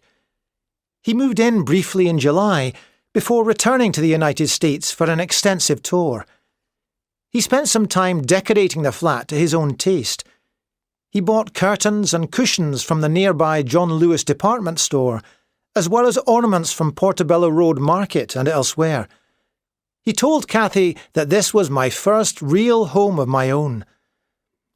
In January the following year, he gave a series of press and media interviews and photo shoots in the flat. He also appeared on the BBC and gave 2 concerts in February at the Royal Albert Hall. In March 1969, he went back to New York again, and although Kathy stayed at Brook Street for a while longer, Jimmy did not live there again. He died in London in 1970 at the age of 27, but in a hotel, not in the Brook Street flat. Over the years, his flat was used as an office until it was taken over in 2000 by the Handel House Trust. It opened to the public on Wednesday, the 10th of February 2016. The whole house is now a museum and a concert venue where both men's music can be heard in live performances.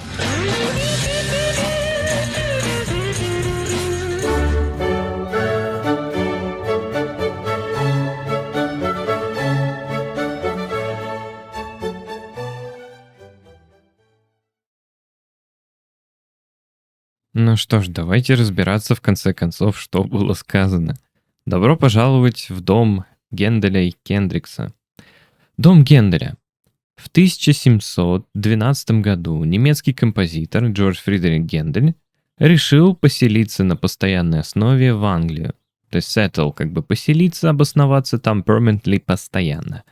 Где его нанимали или где он работал, пусть будет так дословно, где его нанимали в качестве музыканта, то есть он работал на английский дворец, я так понимаю. Так, после жизни в этом, получается, месте, некоторые года, он переехал в Лондон, и во время лета 1723 года он начал снимать домик на Брук-стрит 25, это адрес. Он был первым, постояльцем или первым жильцом этого дома. Пусть будет постояльцем, все-таки слово такое occupant. Он был первым постояльцем этого дома, но в качестве иностранца. Ему не позволяли покупать этот дом, потому что он был иностранец, у него не было гражданства. Однако, после того, как он стал британским гражданином, 5 лет спустя, он все-таки решил продолжить снимать этот дом. В 1742 году его годовая рента составляла 50 фунтов. То есть, если я не ошибаюсь, на то время это были огромные деньги. Так, то есть, как у нас здесь план? И пусть... планировка, пусть будет это слово. Планировка дома была обычна для скромненького лондонского таунхауса в этот период. Там был подвал, в котором содержались кухни, и на первом этаже была комната at the front, то есть имеется в виду, основная, та комната для посещения гостей. На первом, даже, что здесь? Это уже на втором этаже, да, ground floor у нас первый этаж, on the first floor, соответственно, первый этаж после ground floor, или по-нашему на втором этаже были комнаты побольше, где Хендель развлекался и работал. В самой большой комнате он хранил свои инструменты. Harpsichord, клавесин, по-моему, так и назывался этот музыкальный инструмент, и маленький домашний орган. И он время от времени, конечно, это время от времени, репетировал там. Комната, следующая к этому, то есть сбоку от этого была комната, это где он сочинил, соответственно, композитор, сочинил многие из его самых известных работ, включая Мессию. Так, тут дальше третий этаж, получается, на третьем этаже пусть вот так вот, третий этаж содержал в себе, получается, на спальню, то есть спереди, получается, with the dressing room, но это пусть будет с гардеробной комнатой позади, где он хранил свою одежду. Так, дальше, на чердаке, или есть еще слово на мансандре, или, ладно, пусть будет на чердаке, то есть в самой верхней части дома слуги имели свои комнаты, то есть там жила его прислуга. Во время последнего десятилетия своей жизни зрение Генделя становилось хуже, и, получается, к 1754 То есть к этому году, получается, 1754 он полностью ослеп. Он умер, получается, at his Brook Street house в его доме на Брук-стрит, то есть, получается, 14 апреля 1759 года. Его похоронили, то есть его погрузили под землю дословно, то есть его похоронили в Вестмин-Эбби, то есть и более чем 3000 человек attended, это посетили его похороны. Attend — это посещать уроки или какое-то событие, funeral — похороны. О, это был Гендель, теперь Хендрикс. Несмотря на то, что карьера Джимми Хендрикса всего лишь продлилась 4 года, его, his widely regarded, люди про него думают как одного из самых, то есть, влиятельных гитаристов, электрогитаристов в истории рок-музыки.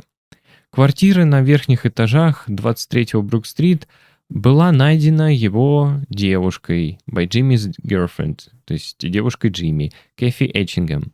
Когда она увидела рекламку в одном из лондонских вечерних газет в июне 1968-го, пока он был в Нью-Йорке. Он, получается, переехал достаточно быстро, в июле, перед тем, как вернуться в США на, такой продолжительный тур, то есть extensive тур, который длится чуть ли не целый год, можно так сказать. Он провел кое-какое время, украшая квартиру на свой собственный вкус. Он купил шторы и подушки, cushions, причем это не подушки, на которых спят, как pillows, а в смысле вот эти диванные подушки, из ближайшего, то есть универмага, под названием Джон Левис. Так же, как и орнаменты из вот этого рынка, это просто название, Portobello Road, из этого рынка, и кое-где еще. То есть, имеется в виду, он там еще по магазинам походил. Он рассказал Кэфи, что это был This was my first real home my own. Это был самый первый дом, самый первый настоящий дом у меня в владении, который я считал своим. В январе следующего года он дал серию press and media interviews, то есть он раздавал интервью направо и налево, пусть так будет, и какие-то фотосъемки в квартире. Он также, получается, появлялся на BBC, дал 2 концерта в феврале в этом, по-моему, это концертный зал, Royal Albert Hall, то есть какой-то огромный концертный зал там. И тут продолжение. В марте 1969-го он вернулся обратно в Нью-Йорк, и несмотря на то, что Кэти осталась на Брук-стрит чуть-чуть подольше, Джимми не жил там снова. Он умер в Лондоне в 1970 году, когда ему было 27 лет, но в отеле, а не, получается, на той Брук-стрит флэт, а не в той квартире. Он в отеле умер. Через годами позже его квартира была использована в качестве over the years. Нет, целые года. Вот так вот, целые года его квартира была использована в качестве офиса до тех пор, пока, получается, it was taken over, до тех пор, пока она не была приобретена, пусть будет в 2000 by Handel House Trust. То есть ее выкупил вот этот фонд какой-то. То есть эту квартиру выкупил фонд. Taken over, то есть, пусть будет выкуплена или перехвачена как-то. В общем, этот фонд завладел ей.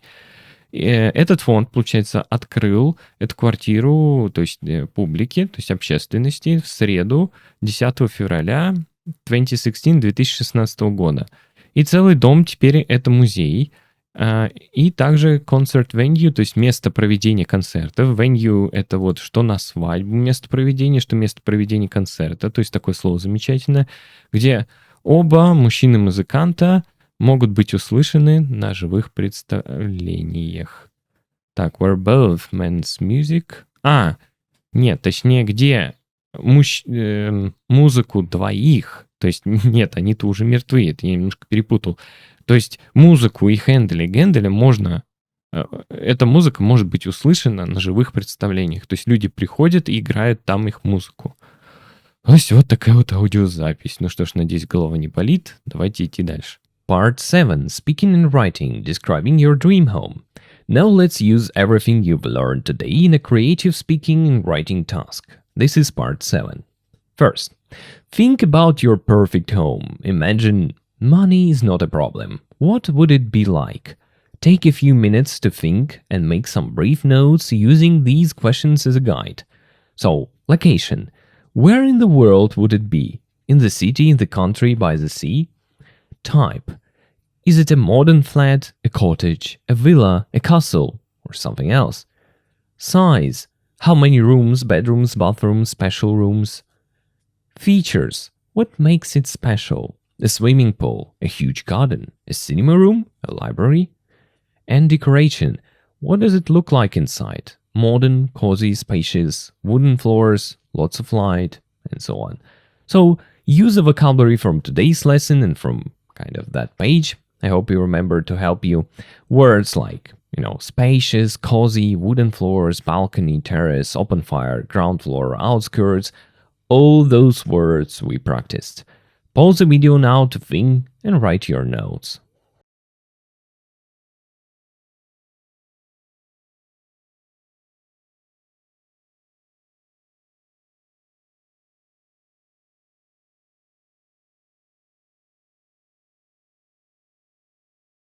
Let me give you an example of what you could say.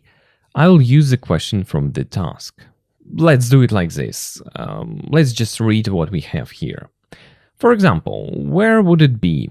I'd love to live on the outskirts of a big, vibrant city, somewhere like London, Berlin, or Tokyo. The key for me is to be close enough to enjoy the city's culture, restaurants and cafes, but far enough out to have peace, quiet, and lots of green space right outside my door. Next, what kind of house or flat would it be? It would be a modern, spacious flat in a low-rise building, not a huge tower block. I like things to feel open and airy. How many rooms would it have? Definitely 3 bedrooms. One for me and my wife, one for a home office or study, and a spare room for guests or family. I'd also want a big, open-plan living area that combines the kitchen, dining, and living room. What special features would it have? The most important feature would be a large private terrace or balcony, big enough for a small table, chairs, and lots of plants. I love being outside. The flat would also need big windows to let in lots of natural light and give a view of the trees. Having a shared garden for the whole building would be perfect. And of course, a modern, fully equipped kitchen is a must. What would the decoration be like? The style would be light, cozy, and modern. Wooden floors, white walls, and comfortable furniture in soft, neutral colors like light gray and beige.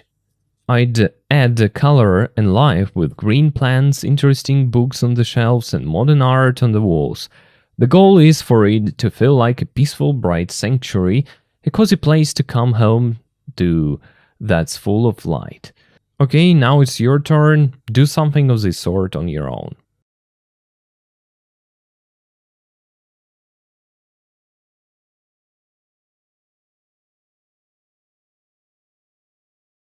Writing task, describing a place to rent.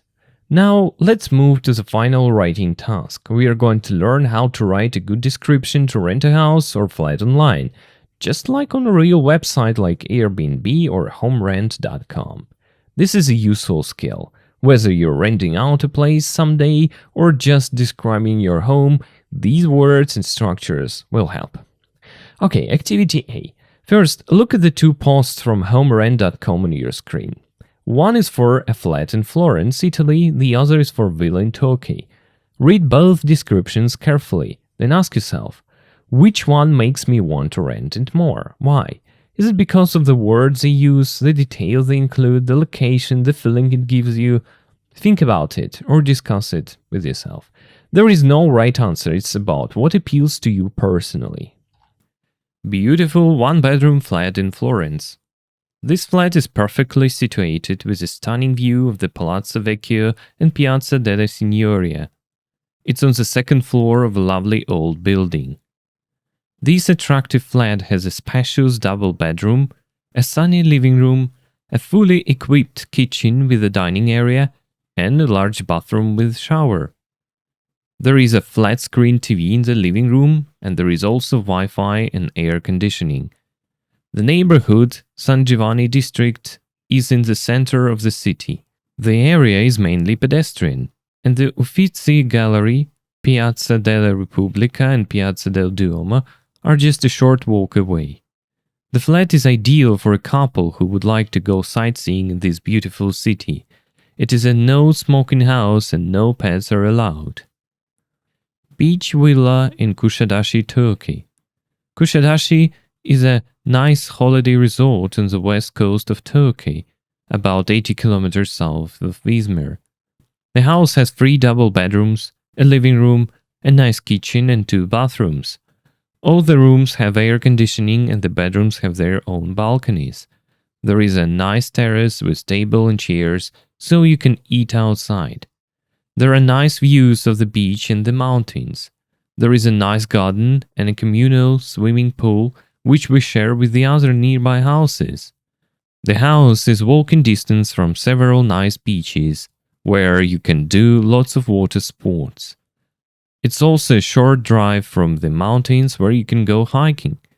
This house is nice for a family with children or for 3 couples. The house is not suitable for pets.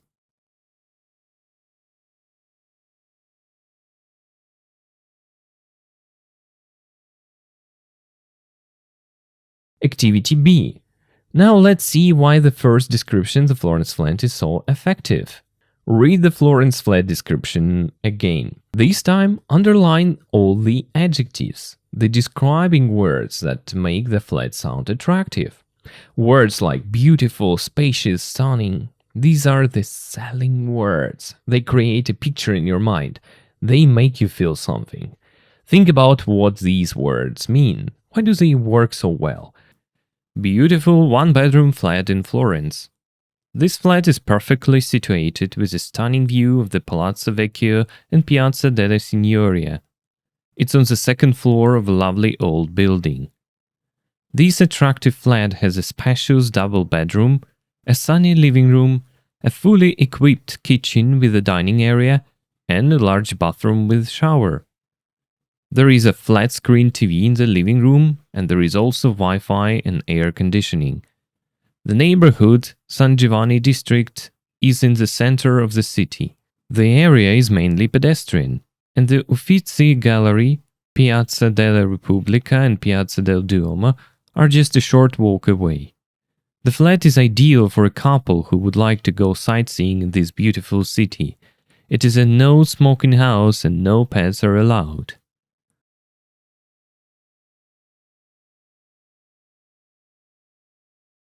Here are some examples you might have found.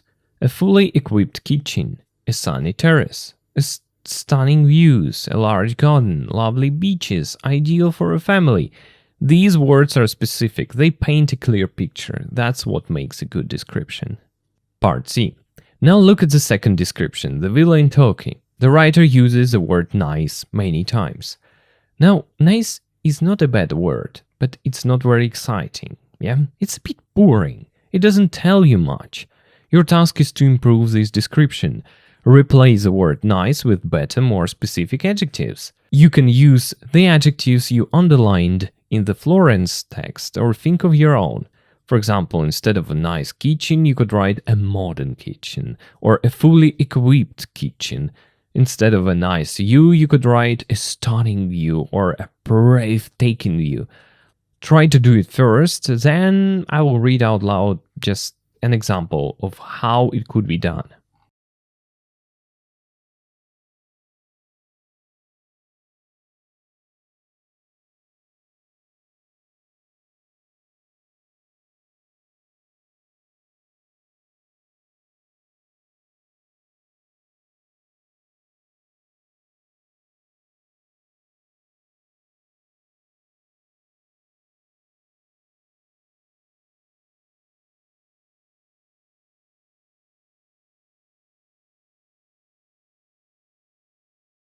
Okay, let's read an example. Kuşadası is a popular holiday resort on the west coast of Turkey, about 80 kilometers south of Izmir. The house has 3 double bedrooms, a living room, a modern or fully equipped kitchen, and 2 bathrooms. All the rooms have air conditioning and the bedrooms have their own balconies. There is a sunny or spacious terrace with table and chairs so you can eat outside. There are stunning or beautiful views of the beach and the mountains. There is a large or lovely garden and a communal swimming pool, which we share with the other nearby houses. The house is walking distance from several lovely or sandy beaches where you can do lots of water sports. It's also a short drive from the mountains where you can go hiking. This house is ideal or perfect for a family with children, for free couples. The house is not suitable for pets. So, see the difference. By replacing nice with more specific words, the description immediately becomes more interesting and convincing. It paints a clearer, more attractive picture. Now finally, it's your turn to write. Your task is to write a description of your own house or flat as if you were putting it on homerent.com. If you prefer, you can invent a dream house, whatever you like. Use the 4-paragraph plan on your screen to organize your writing. Paragraph 1. Introduce your home. What is it? A flat, a house, where is it located? Paragraph 2. Describe the inside. What rooms are there? Mention special features, a balcony, fireplace, big windows. Paragraph 3. Describe the area outside. Is the neighborhood safe, quiet, friendly? How close is it? How close is it to shop stations or tourist sites? Use the phrases in the description. Use the phrases in the describing location box. And paragraph 4.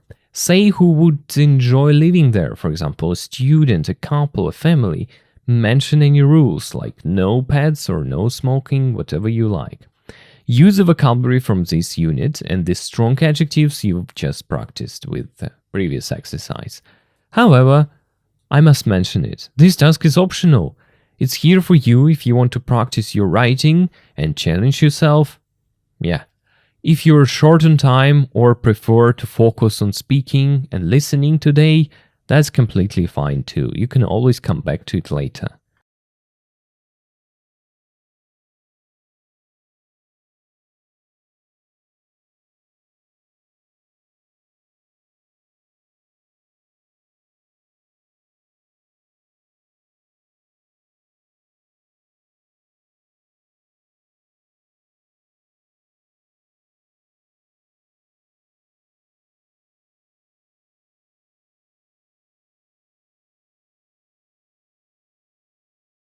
Extra speaking task, hypothetical choices. Now here's an extra speaking task.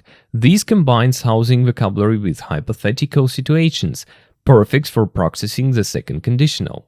For each question you have to choose one option. Let me go first to give you an example, then it will be your turn. 1. Would you prefer to live in a new flat or in an old flat which you could renovate yourself? I'd definitely choose a new flat. I'm not very good at design, decoration, or placing furniture. For me, choosing from ready-made options is much easier than deciding where every little detail should go. Okay, 2. Would you prefer to have a holiday house on the coast or in the mountains? That's a tough one. For family holidays, I'd pick a house on the coast, but if it were just for myself, to clear my mind, think and relax, I'd love a quiet house in the mountains. 3. Would you prefer to have a house with solar energy or a house with traditional electricity? I'd go with traditional electricity. I might not know enough about solar energy, but from what I understand, it can be unreliable. I just want electricity available 24/7. 4. If you had space in your house, would you prefer to have a gym or a games room? A gym, no question. In fact, I already have a small corner in my room with some sports equipment. Having a whole room dedicated to fitness, that would be perfect. Number 5. Would you prefer to live in a 4-bedroom house in the country or a 1-bedroom flat in the city center? I think I'd choose the 1-bedroom flat in the city center. I don't like relying on cars too much, so I'd rather live somewhere where I can walk or use public transport for everything. 6. Would you prefer to live next to a primary school or next to a restaurant? I actually used to live next to a primary school and it was very noisy. You always knew when break time was. The kids would start screaming right away. So I think I'd prefer living next to a restaurant. And 7. Would you prefer to live in a modern, spacious apartment or in an old, cozy house? A modern, spacious apartment for sure. I don't really like houses.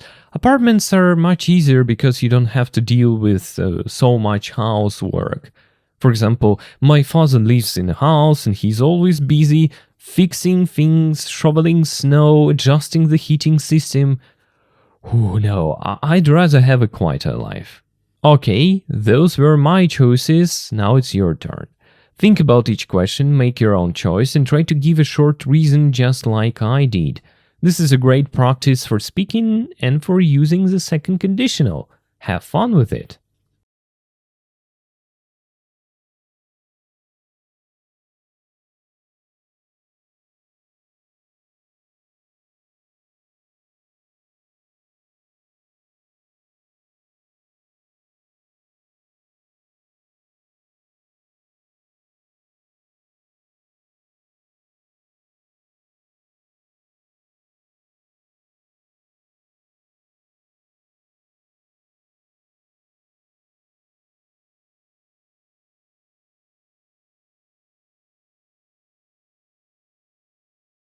Now let's take a look at your workbook tasks, so what to do for your homework.